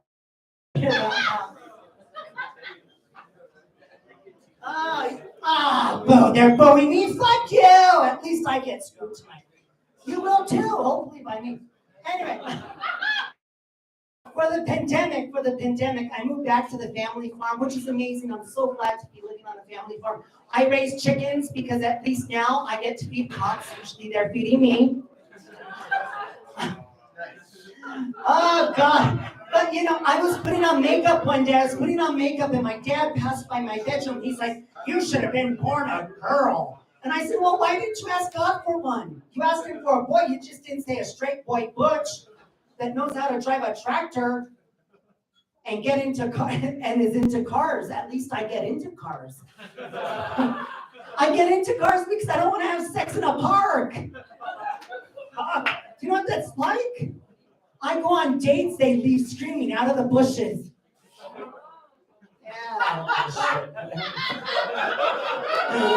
Oh, so tonight is our anniversary. It's our anniversary of performing stand-up at Chili Line.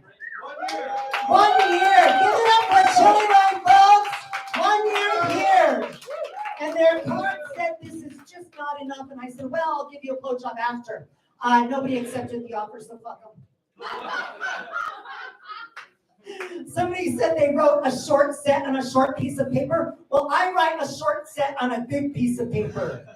Because when you're in a glory hole, you want to be able to show off. It's okay, you can research glory hole. My mom had to. She still thought I was on my knees praying. Well, I was on my knees, but I was not praying. Okay, so I gotta go through this really quickly. I had a date. I invited him because I do have a little casita on my casita. So I invited a guy over. We've been dating for a couple months online. He came over and he's like, oh shit. He got allergies. 4 a.m, he woke up, tons of allergies. He did not know I had cats. But I will tell you something, this is the first time in my life I will choose pussy over dick. I know. I fucking know. Now, Jeff and his wife, oh my God. Amber Heard shitting on his pillow. The only time I've done something like that was when I pissed the bed, but I was drunk. At least I had a goddamn excuse. And my grandpa too, but he had Alzheimer's and was blaming the cat for peeing in his bed. We caught him peeing in our litter box. We didn't know who the fuck to believe. Oh my God, that's the truth. Stick a bean. What the fuck? We found a friend dead. We found him dead. We found a friend dead with a belt around his neck and a dildo up his ass. If you ever find me like that, with a belt around my neck and a dildo up my ass, you make sure you check the warranty on that dildo. And if it doesn't have the disclaimer, then you sue the motherfuckers. And if it still has a disclaimer, you take it back and return it. Because I'm 10% Jewish, 8% was cut off. My name is Lucas Carlotta. I hope you had a wonderful evening. Thank you so much, Santa Fe. Oh yeah. So fun. Oh my God. I just love that I never know what the fuck I'm gonna hear on a Wednesday night. It's a nice palate cleanser. All right. Up next, I have someone I don't know who they are. If you are still here, I hope. Jesse. Jesse. I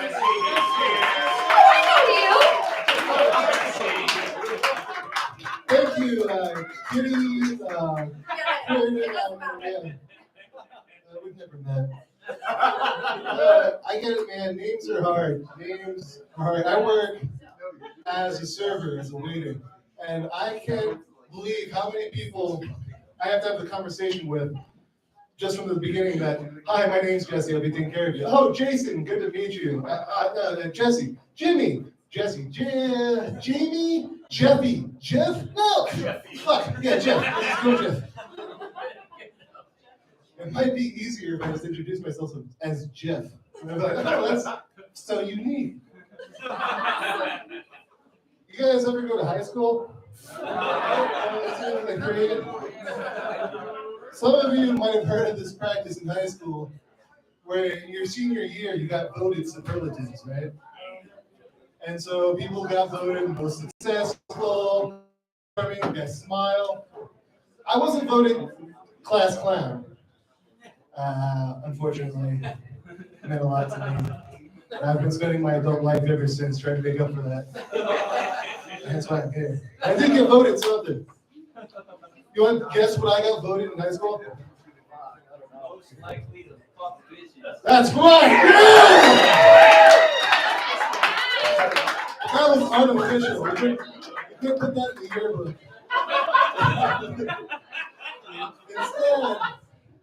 Instead, what I got was most unique.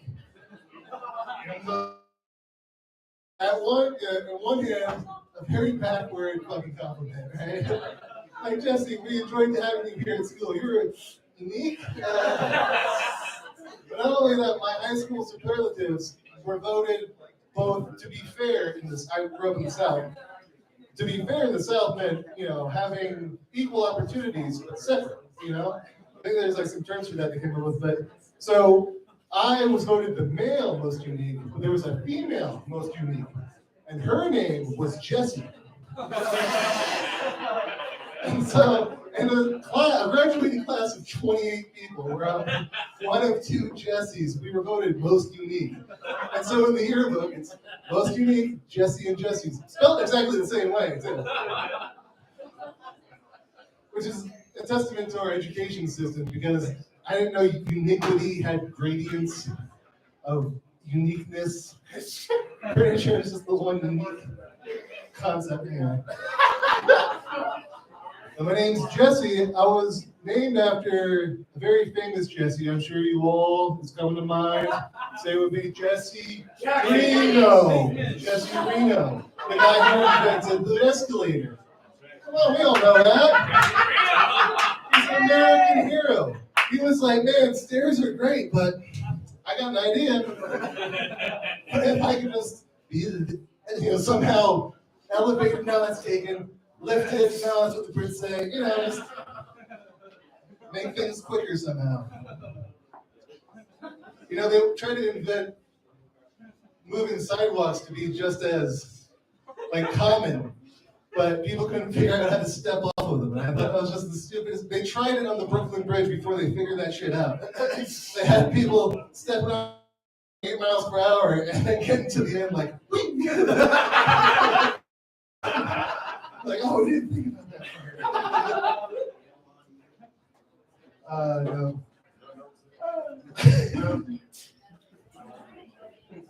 No, conversations are hard, man. Have you tried talking to someone lately? People are fucking crazy. I can't talk to myself without sounding crazy.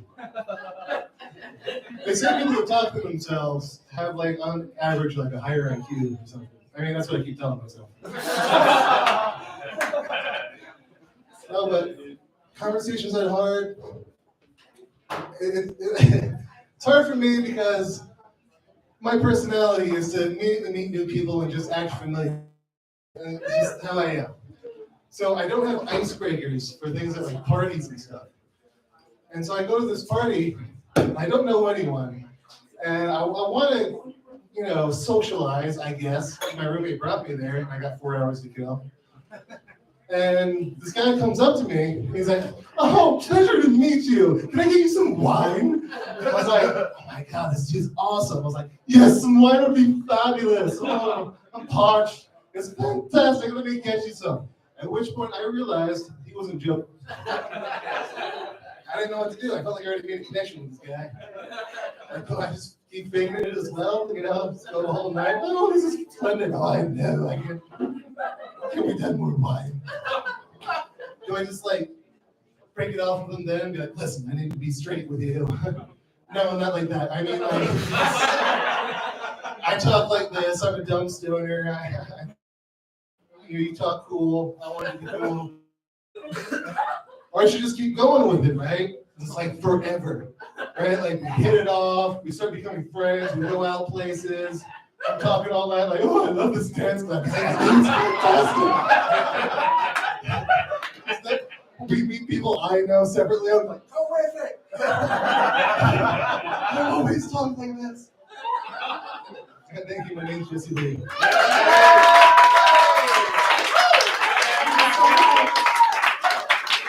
I spent a week with this dude and I didn't know his name. What a funny man. Pleasure having you here.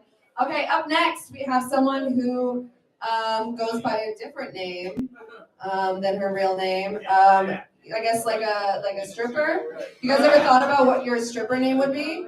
Because for me it always goes back to what I got made fun of for in high school, which was my giant forehead. They used to call me the runway. And next we have Mitten.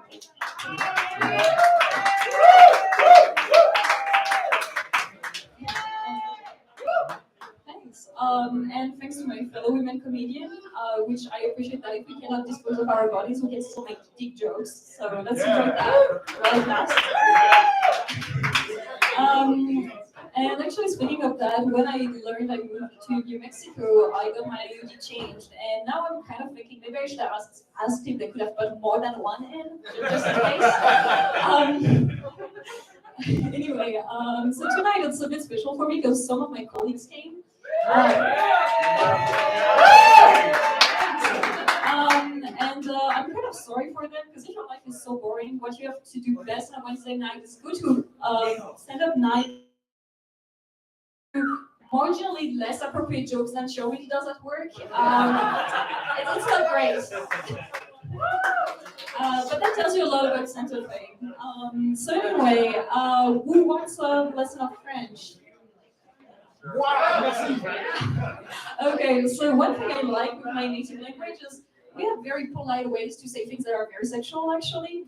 So for instance, if you say mon bon ami, which means my good friend in French, it means the friend you're a friend with, but you're also fucking.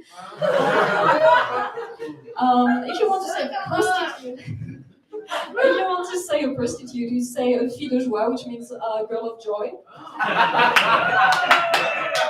And my personal favorite is like if someone invites you to a party fine or a fine party, it is a swingers party. Yeah. Just be careful. Anyway, among other things, I practice kickboxing. And there's one thing I still haven't gotten used to, and that's having middle-aged dude thank me for eating hard. Somehow I thought I would get paid for that. Anyway, in general, I have very, very bad life decision making, especially when it comes to dating. And I realized that because with my friend, we have this habit of recalling each other with songs instead of repeating the same things over and over again. And the song I get most often from my friends is one called Don't Let It Waste Your Time. So that's that. And to be fair, since I started comedy, I'm like, if I go on a date, should I give someone a waiver to tell them, like, whatever you're going to say or do now might end up being told to say? Just so you know what you're walking into. And anyway, so bad dating, and I had a boyfriend that was like pretty terrible, but like my best friend didn't tell me when she met him. She told me when we had broken up, and your friend like suddenly opened up about what sucked about your partner. So I sent her a text like, hey, tell me what sucked about him, and she's time. I checked my phone 2 minutes later, and she sent me her top 10 reasons. And part of it was he had this tattoo that had his that name in big letters on his ribs, which turned out to be also the name of my boss at the time. So you have to be a bit creative on how you can hide that during sex. If anyone ends up in this kind of. But one good thing was also, because his dad was dead, I didn't have to meet his parents. Okay. And part of what I'm saying that is like, all my experience of meeting the parents of people like dated weird. Like the mom is kind of very panicked that I don't really want kids and that I don't know how to cook and very worried for what's gonna happen to our son. And usually the dad is just wondering if I do as good blowjobs as I look like. And honestly, I'm really afraid the answer is no.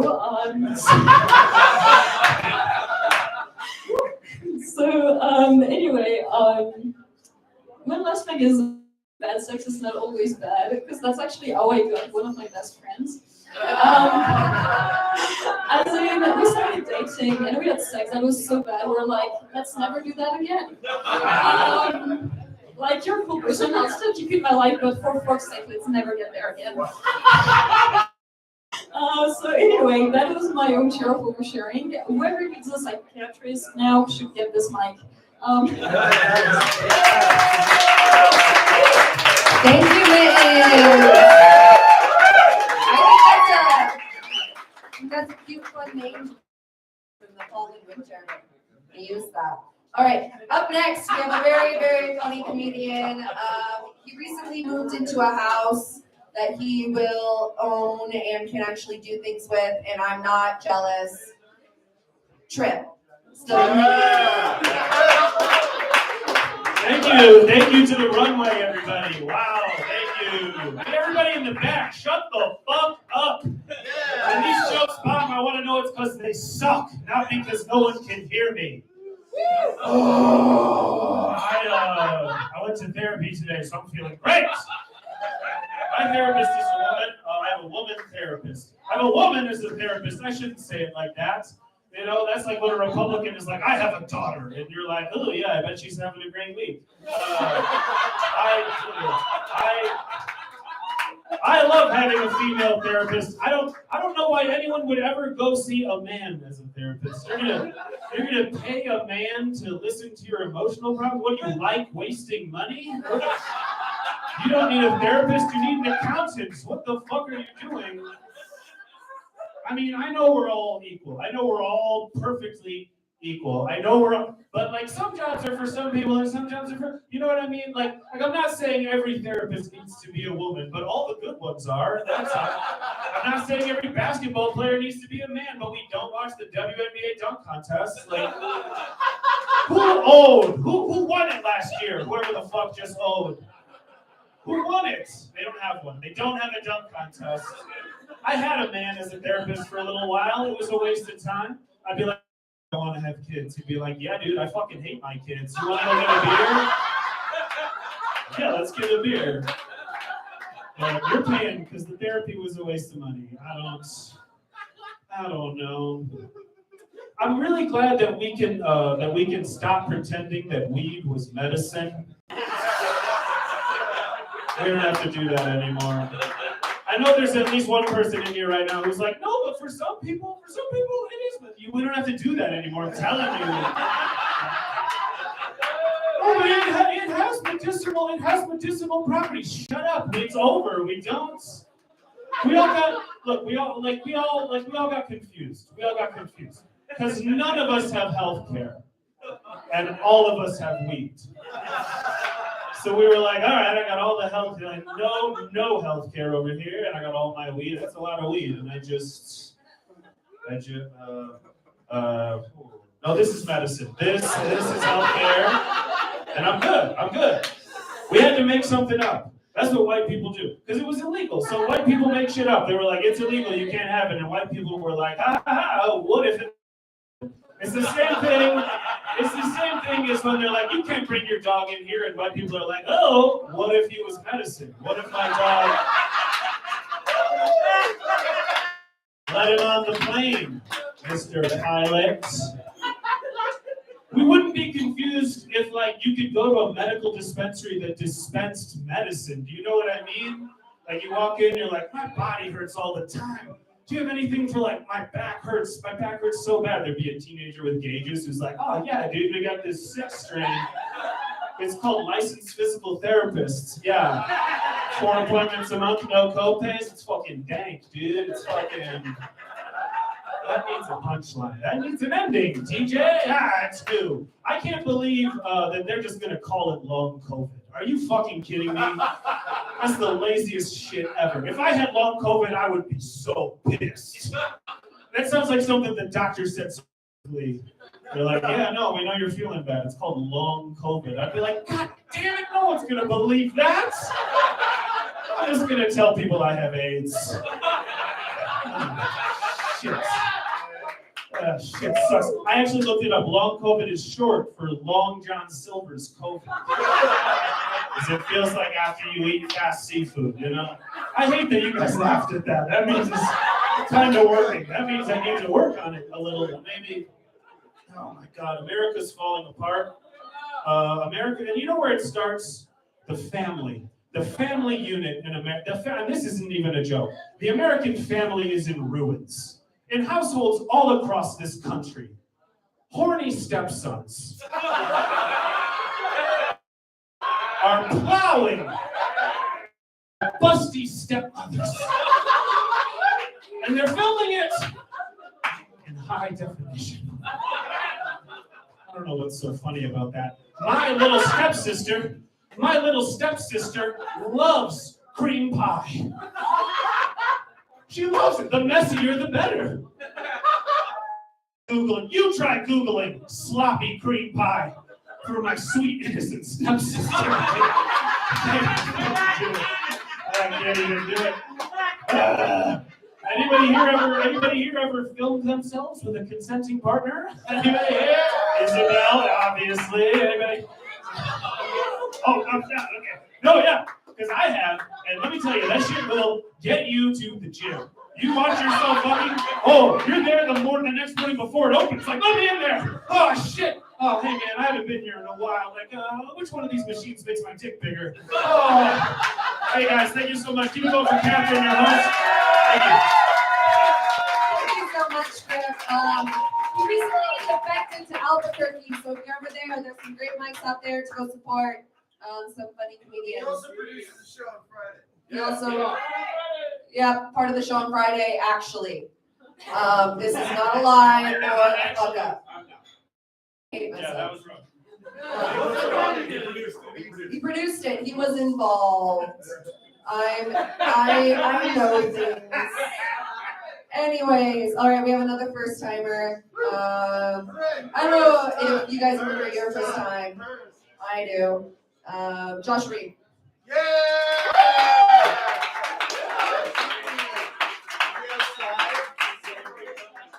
Josh Reed. I literally talked to you. I know you're not bitching out now. Oh, there he is. All right. One more time for Josh Reed. He's got his liquor with him. I respect it. Take your time. I didn't know I was going to strip show too. All right. So I fucked up. I don't know what I'm doing right now. 13 years in Santa Fe. I'm like, is that how I really sound? Anyways, stand up, first time. Never done it. Never.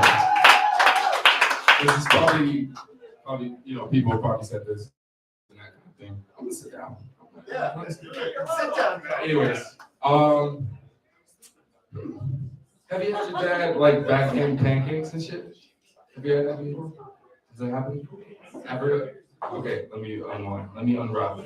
Anyways, does anyone in this room have parents and family that are like old school and kind of doing too fucking much? Anyone? So I recently, it's been like 3 years since I've been there, and I go to a breakfast spot, and my dad does like this. It was pancakes. That's the sound he made. And I haven't, my parents are retired, that whole kind of situation, it happens. You make money and you just sit down. Anyways. He's taking your drink, bro. Anyway. No. Don't do that. No, you're fine. Don't worry. No worries. I'm not gonna shoot you. Chicago. But anyway, so I'm at this breakfast spot. We walk in the door, and my family, we're introducing ourselves to the table because we have a father that is too fucking much. He sets his napkins, his orange juice, his water, his milk, his this and that, and he keeps going. And pancakes come. They're not warm enough. Oh shit. Oh no, don't do that. Please don't do that.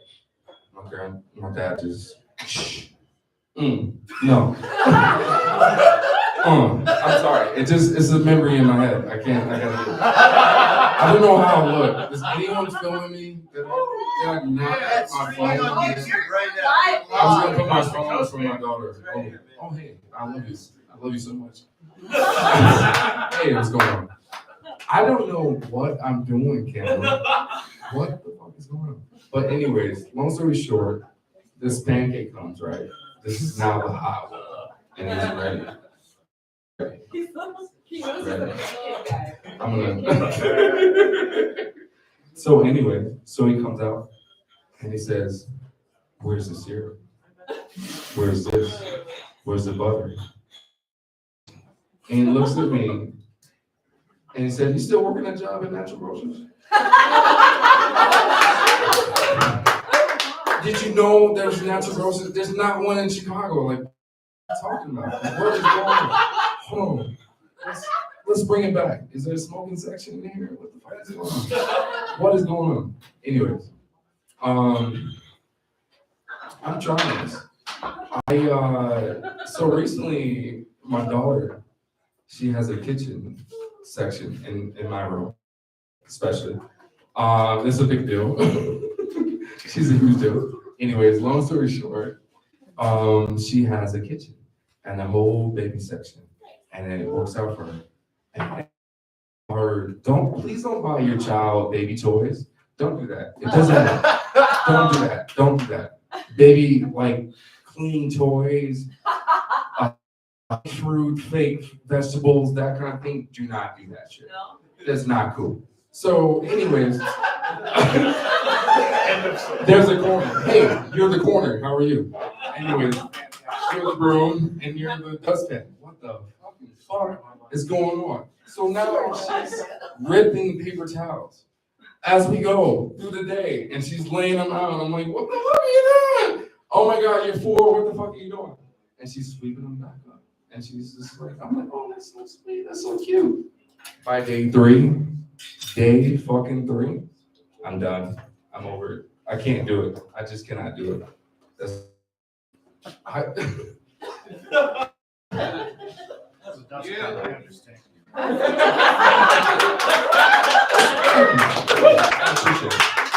appreciate it. So everyone's from Santa Fe in here, I can tell. I really fucked up.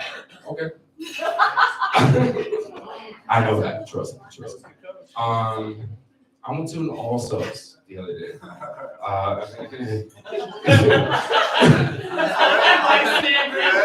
Did you fucking not?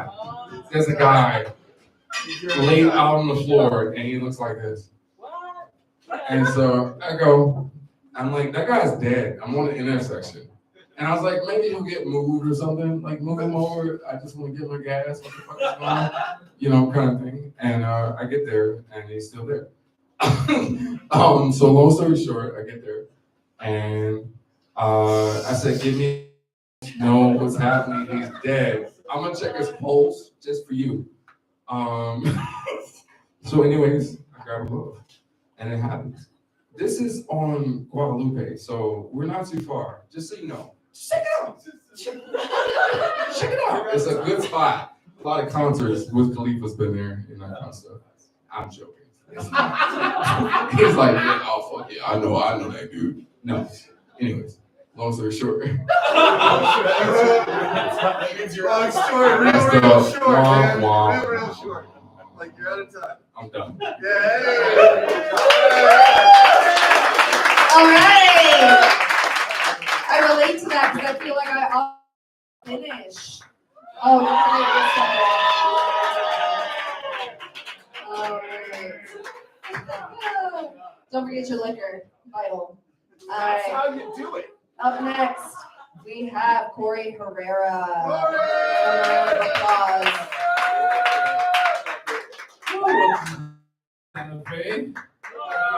Hey, you guys good or what?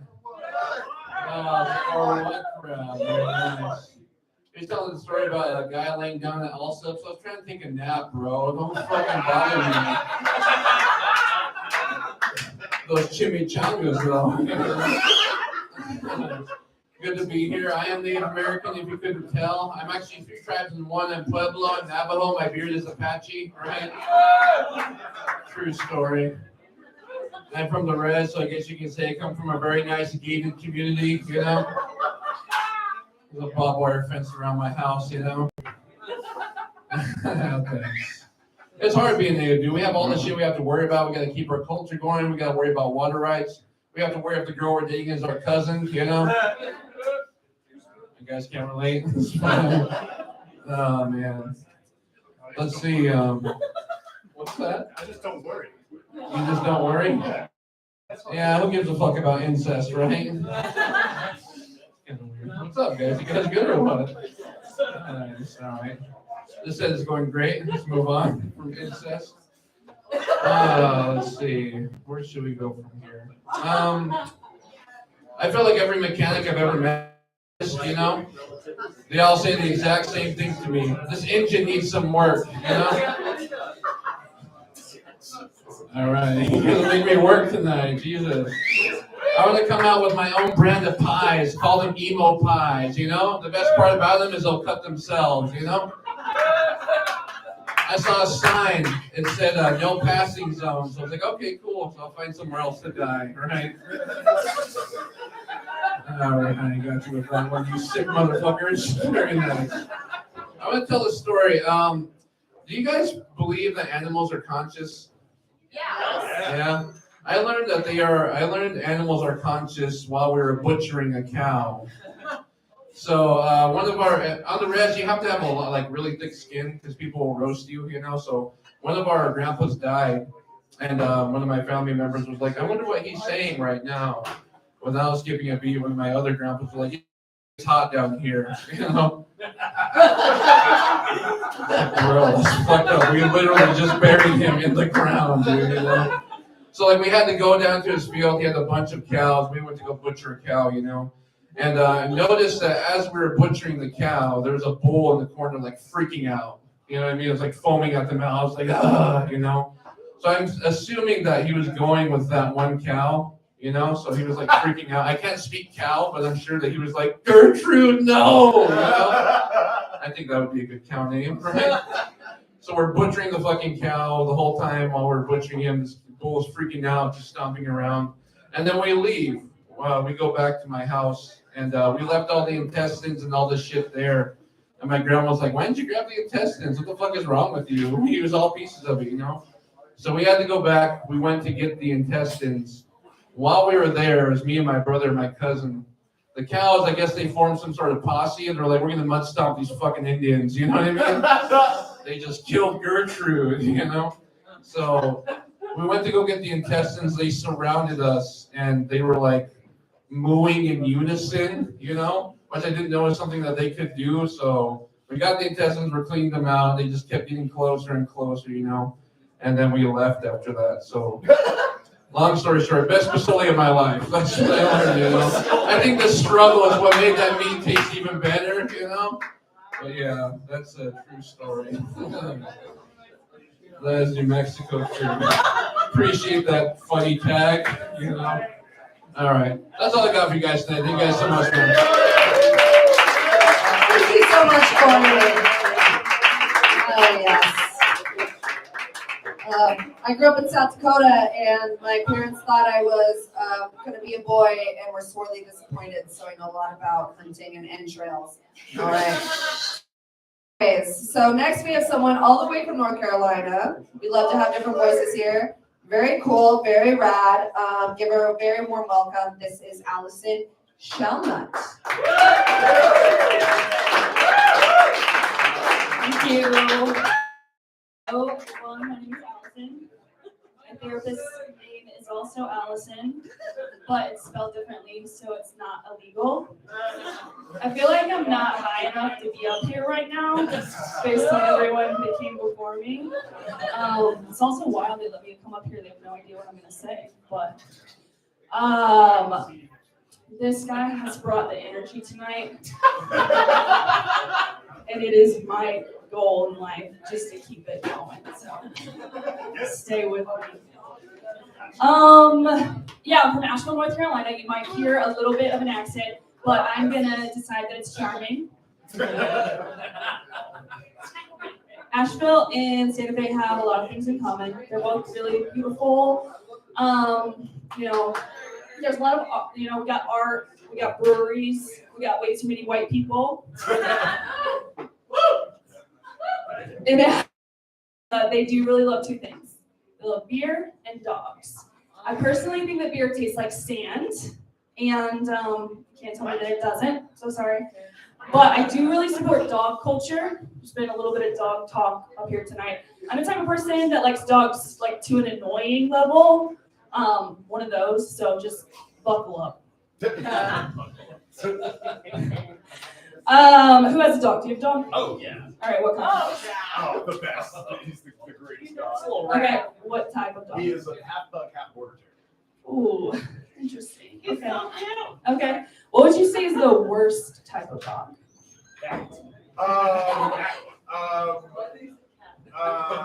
Don't you say it, black dog! Don't you say it, fucking black dog, you asshole! Cocker spaniels, because they're cocks.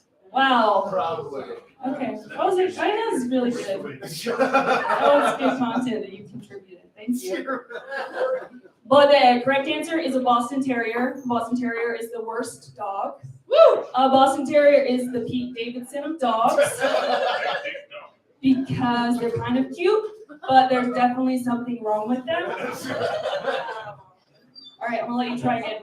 So what's the best type of dog? Milo. Yeah, that's fair enough because I'm gonna say what my dog is. My dog's name is Jacob, and he is a cockapoo, which is a stupid name for a Cocker Spaniel mixed with a poodle. I own a doodle. I'm sorry. I know it's definitely not the most ethical choice to be made. I'd say that doodles are the Kardashians of dogs because everyone knows just a little bit about them and wishes they would stop reproducing. Thank you. We have a contract now. I do love my dog. Sometimes I refer to my dog as my husband. Sometimes I refer to my dog as my son. That's normal. Don't be weird. All right, we're going to change directions just a little bit. Who here has seen a ghost? You look like you've seen a ghost. Have you? Do you have a ghost story or not? You don't? All right, who has seen a ghost? One of you, don't lie. All right. No? You lying? You can't see there's a light here. Oh, okay. Tell me about it. Yes? It was at my school. At your school, okay. I saw like a figure like staring at us from across the hallway, and it moved kind of towards us, and then we ran away. That's horrible. How old were you? I was 16. 16, okay, well. At least I you was weren't also 6. high as shit, but. So, okay, so, I mean, I'm still going to choose to believe that it happened. I feel like it did. When my driver coming from the airport told me a bunch of ghost stories, apparently about living in a haunted house. And don't get me wrong, I'm into it. I want to hear the ghost stories. I just think he really should have asked for consent first. Yeah, that one was a reach. Thank you. I do wonder, more dog shit. I do wonder if dog ghosts. I'm going to explain to you why, because it seems like you want to know. So I've had 2 roommates in Nashville so far. The first one, I moved in with them. They had an elderly dog. As soon as I moved in, thank you, the dog started to decline in health very quickly, and it ended up dying like a month before I moved out. I have a new roommate. Guess what? She has an elderly dog, and she's taken that dog to the vet at least 5 times since I moved in. So at this point, it's me, right? Like, we've got to figure out what it is. And I feel like between Nashville and Santa Fe, we can find some type of like spiritual dog cursed shaman person to help us. It's probably some white bitch, but please give me the card afterwards because I need some help. I got to get rid of this doggy Grim Reaper situation that's going on with me. No, it's really sad when people lose their pets. Like, I have a memorial tattoo on my ankle. It's a picture of a dog with some dates underneath of it, but it's okay. Just the people that own the dog died. The dog is very much still alive. Thank you. Beautiful. Y'all laughed at a lot of suicide jokes, so I figured you might like it.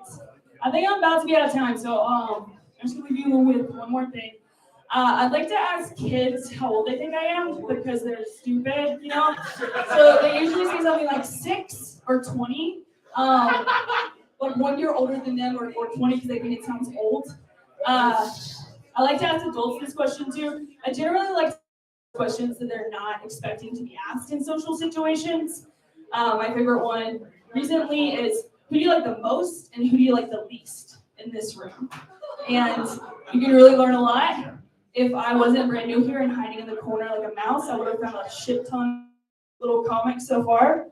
So maybe I'm about to come ask you and really get the information. All right, thanks y'all, sorry. Thank you so much. Oh my gosh, that was Allison all the way from North Carolina. Thank you so much. Thank you. Everyone who is still here, y'all are the diehards. I would give you a kiss, but I don't like physical touch. Okay. Also, I'm just gonna plug this real quick. Don't forget the Santa Fe Reporter does this little vote thing. It's very cute, very fun. But it matters to little old us. You can vote for Wayward Comedy for Best Art Collective, which we are. Fuck Jowl! It's us! We are the best collective! I may not have, anyways, it doesn't matter. Anyways, also, we have some specific comedians who are also up for Best Comedian, who are part of us. It is Isabel, Trip, Esther, and Lawless. So, you all have internet. Use it wisely and not for porn. Just for a few minutes. Santa Fe Reporter. Thank you. All right, up next, we have someone who has been coming here and whom I quite enjoy. All right, this is Thomas Pacheco.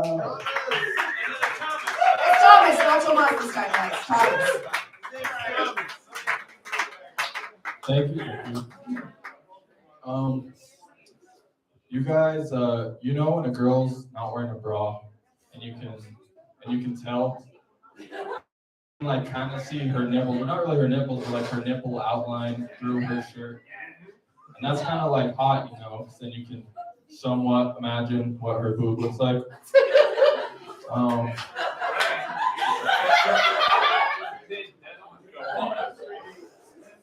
Well, my dad had a little bit of that the other day.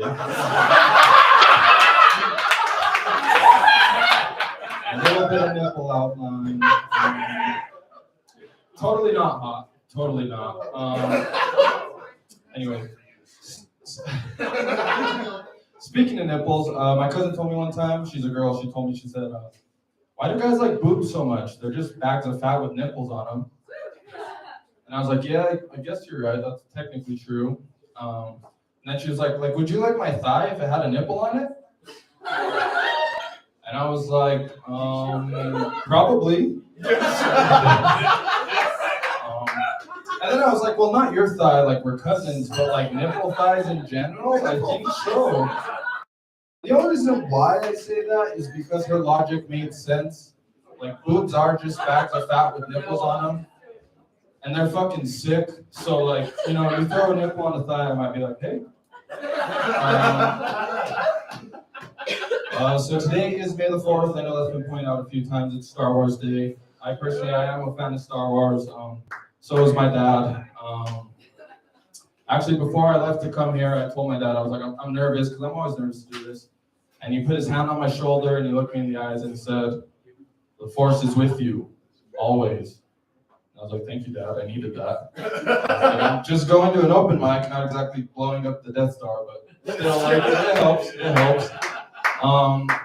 I visited my grandpa the other day, and the thing about my grandpa is he's fucking crazy, so I love visiting him, because I know that's always going to be, like, the most interesting conversation of the day by far.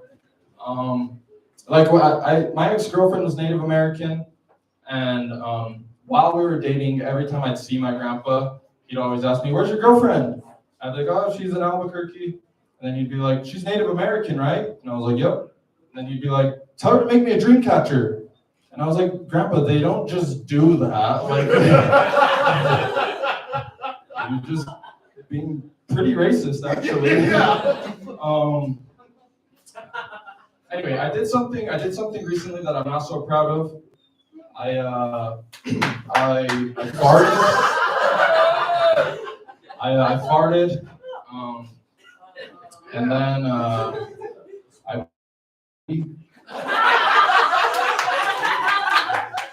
it wasn't my finest moment.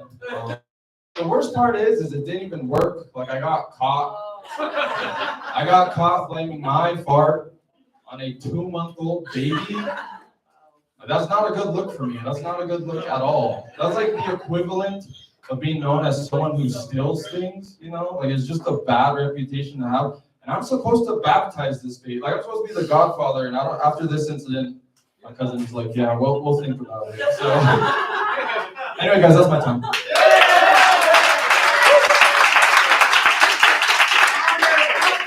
Thank you so much. Oh my. Okay, don't worry, we're on the home stretch, guys. I just have a few more people left. Only a few. Make sure you get another drink. Thank you for stopping by. Up next, I have the lovely, he is right here, Sam Lynch. He's fighting fires, guys. Give him a round of applause. I don't have a job. I'm unemployed. I do too much drugs to have a job. Anyways. Oh yeah, so I grew up a really fucking nerdy kid. I would walk out of the library with like a fucking stack of comic books. That's how I got so swole. And then now, and I would be like, fuck the jocks. They don't know anything. They haven't read 1984. And now I play Ultimate Frisbee. I excel at Ultimate Frisbee. Became a jock somehow. Let me be disappointed. It's great though. Comic books are for nerds. Anyways, so dating can be trouble, and Tinder gets frustrating. And when I get mad at Tinder, I have to like use other apps, that leave me the other partners, like a partner we've all been with. You know them. The Duolingo Al. That fucker's a creep. It'll only take 5 minutes. Oh god. Sam, it's our duo-versary. Al's fucking creepy, man. But they're good for me. I also have another bird-related app on my phone. It's a therapy penguin. And I give this penguin. I'm like, I'm so bad at all this, and it's like, you should try breathing. They're like, you're right, penguin. Thank you, penguin. Anyway, so when I get a little sad, I would listen to these like Bukowski poems. Everyone's Bukowski. I read this messy, therefore I'm smart. But when he was towards the end of his life, he wrote these poems like, go all the way, give it your all. And I was listening to that lately. I was sad lately. And as I've grown older, I've realized, man, you can just have that shit. I'm doing it right now.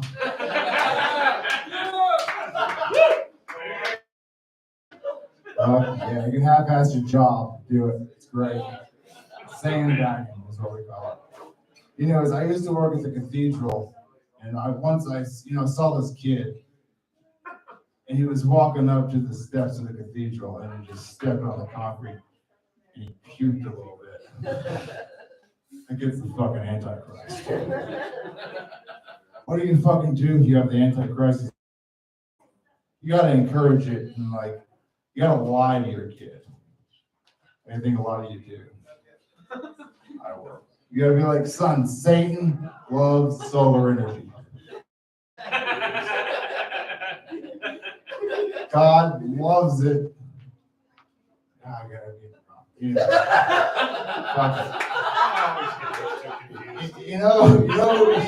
too. The people who I don't like, who I've never liked, or people who've always said, I got spanked as a kid and I turned out all right. Every time I met those person, I'm like, no, you didn't, bro. The only reason you should ever spank someone is if they're above 18 and they've been a little naughty. Did anyone else grow up religious? I learned this in Catholic school, is that God is constantly aware of what you are experiencing. He always sees it. And personally, I think that's a bad deal for God. That's a lot, man. I don't want to know what any of you do in your spare time. And God sees the weird porn you all watch. He sees the weird porn I watch. And it's creating a problem for God. He's tired. It's at the end of the day. He's just like, I gotta masturbate. He picks something. And it's not good when God masturbates. That's how natural disasters happen. Basically, New Orleans is God's cum sock. All right, thank you all. Thank you, Sam. All right, so I think this person left, but I'm just gonna give him the opportunity to embarrass themselves anyways. He always comes by a different name. We know him as Red Flag, and that is accurate. I killed Epstein. Anyways, all right, Evan Galper, please. Keep it going one more time for your host, Catherine Myros, ladies and gentlemen. She's doing a great job. Thank you guys for sticking around this long. My name is Evan Galper, and I am an a-hole.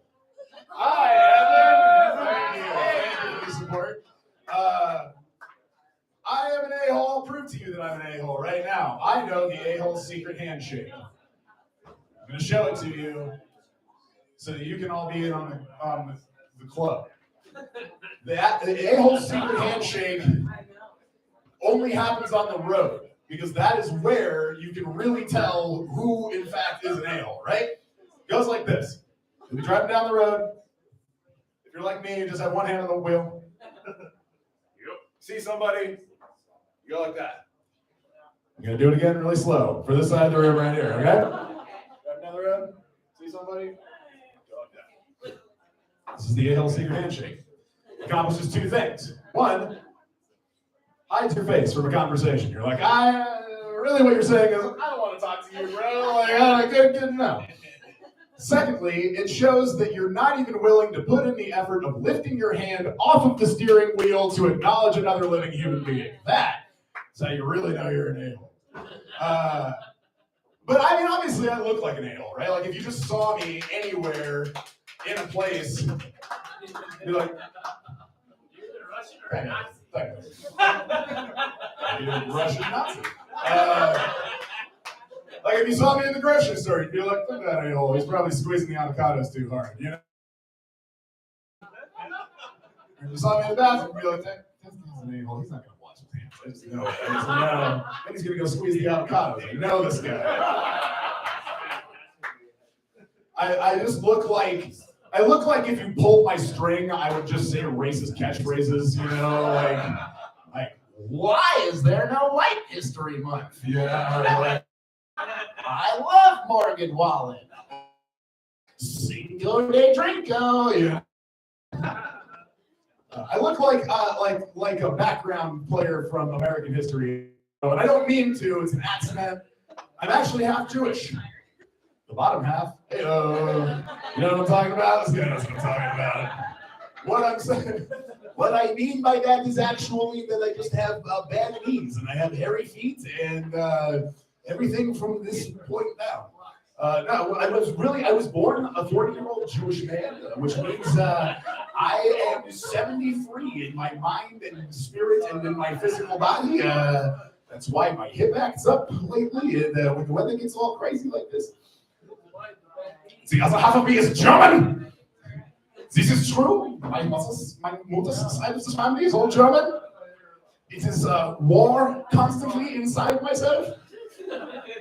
This is why I had a vasectomy. It was to exterminate the Jewish half, you know. My grandma would really hate that joke, but I think it's funny. The Jewish one.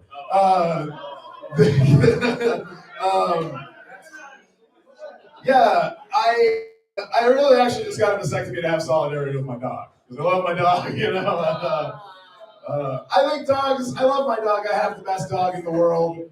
His name is Milo, but it doesn't matter. It doesn't matter. I don't even know why we bother to name our dogs. Do you have a dog? What is your dog's name? Bailey. Do you actually call your dog Bailey, or do you call it like a nickname for your dog? Yeah. What's the nickname for your dog?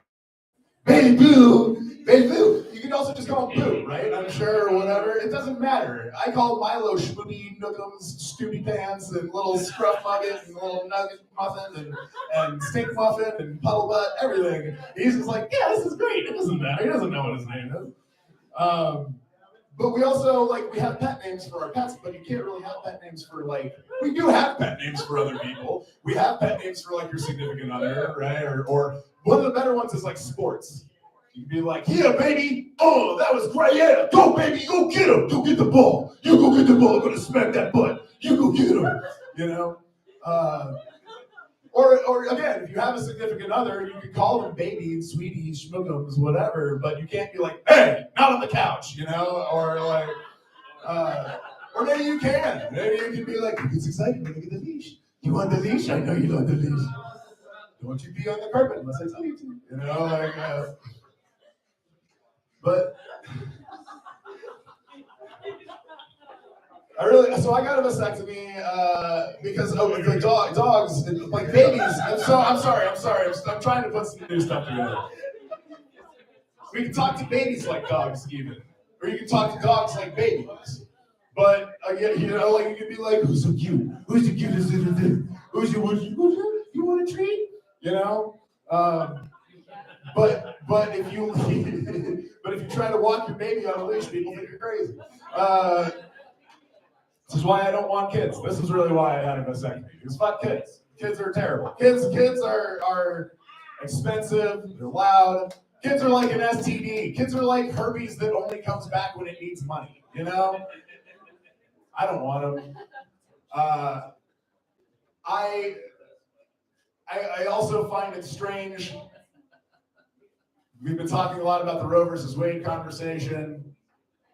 If a woman, a young enterprising woman, who recognizes that there's too many fucking people on the planet, wanted to take it upon herself to get her tubes tied, she needs a letter from her husband and her father and her priest, all saying that she is a witch and should not bear children lest any seed implant in her wretched womb and it become, and that is why it is medically necessary to get her tubes tied. I got a referral for my vasectomy from my psychiatrist.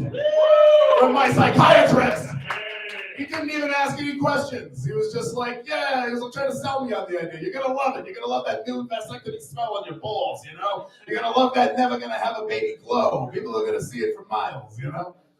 And he's right. But it's so much easier for me. And you know who you can blame for that? You can blame this fucking guy right here. I call him Captain Big Butt Little Hands. Captain Big Butt Little Hands, giant ass, two tiny little hands. One giant little ass comes around with a big old belly and more ass coming down from his face.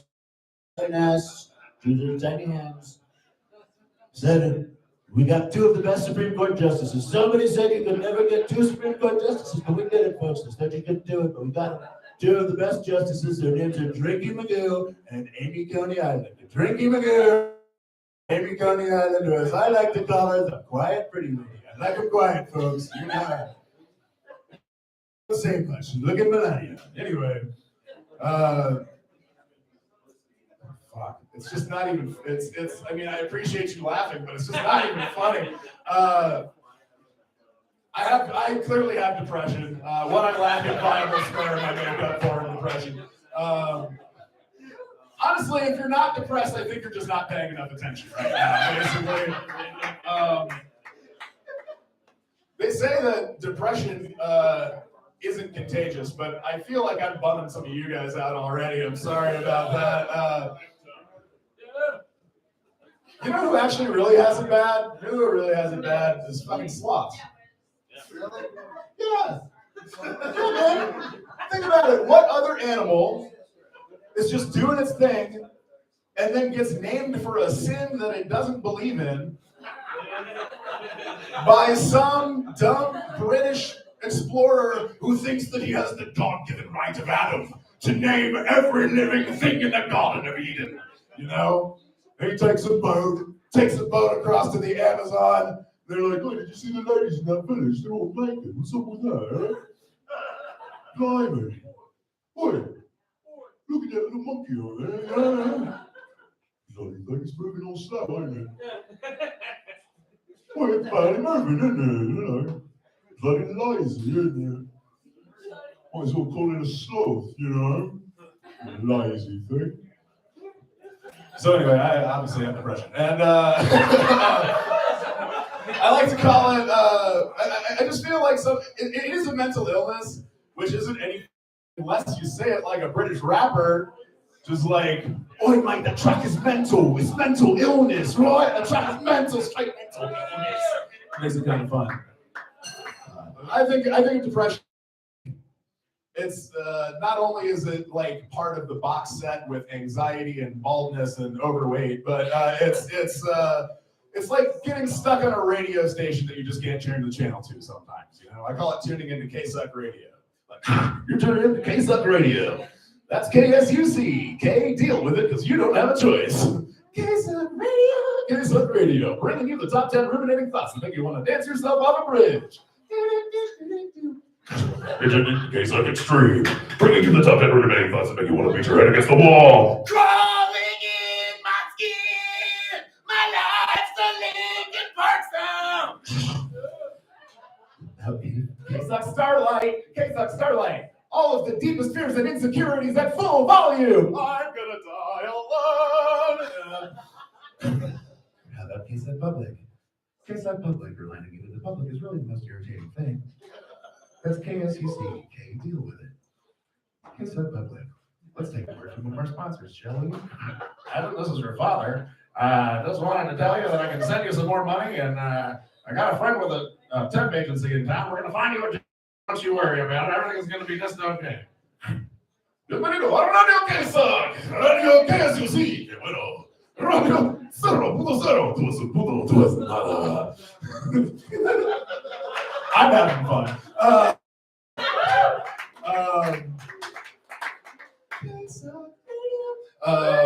think that's all the time that I have for you guys right now. I'm sorry. Thank you for sticking around. I appreciate it. It's been a long night. One more time for Catherine Myros, everybody.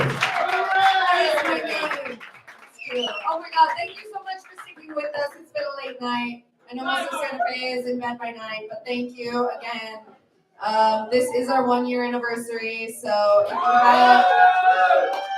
have, let's raise a drink and let's thank Chili Line, the amazing people who come up here every single week. Whether you suck or not, we're happy to have you here.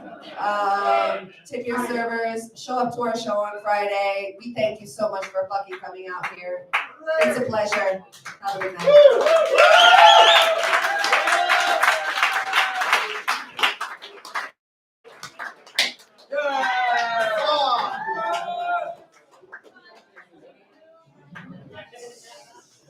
How the fuck do you stop this?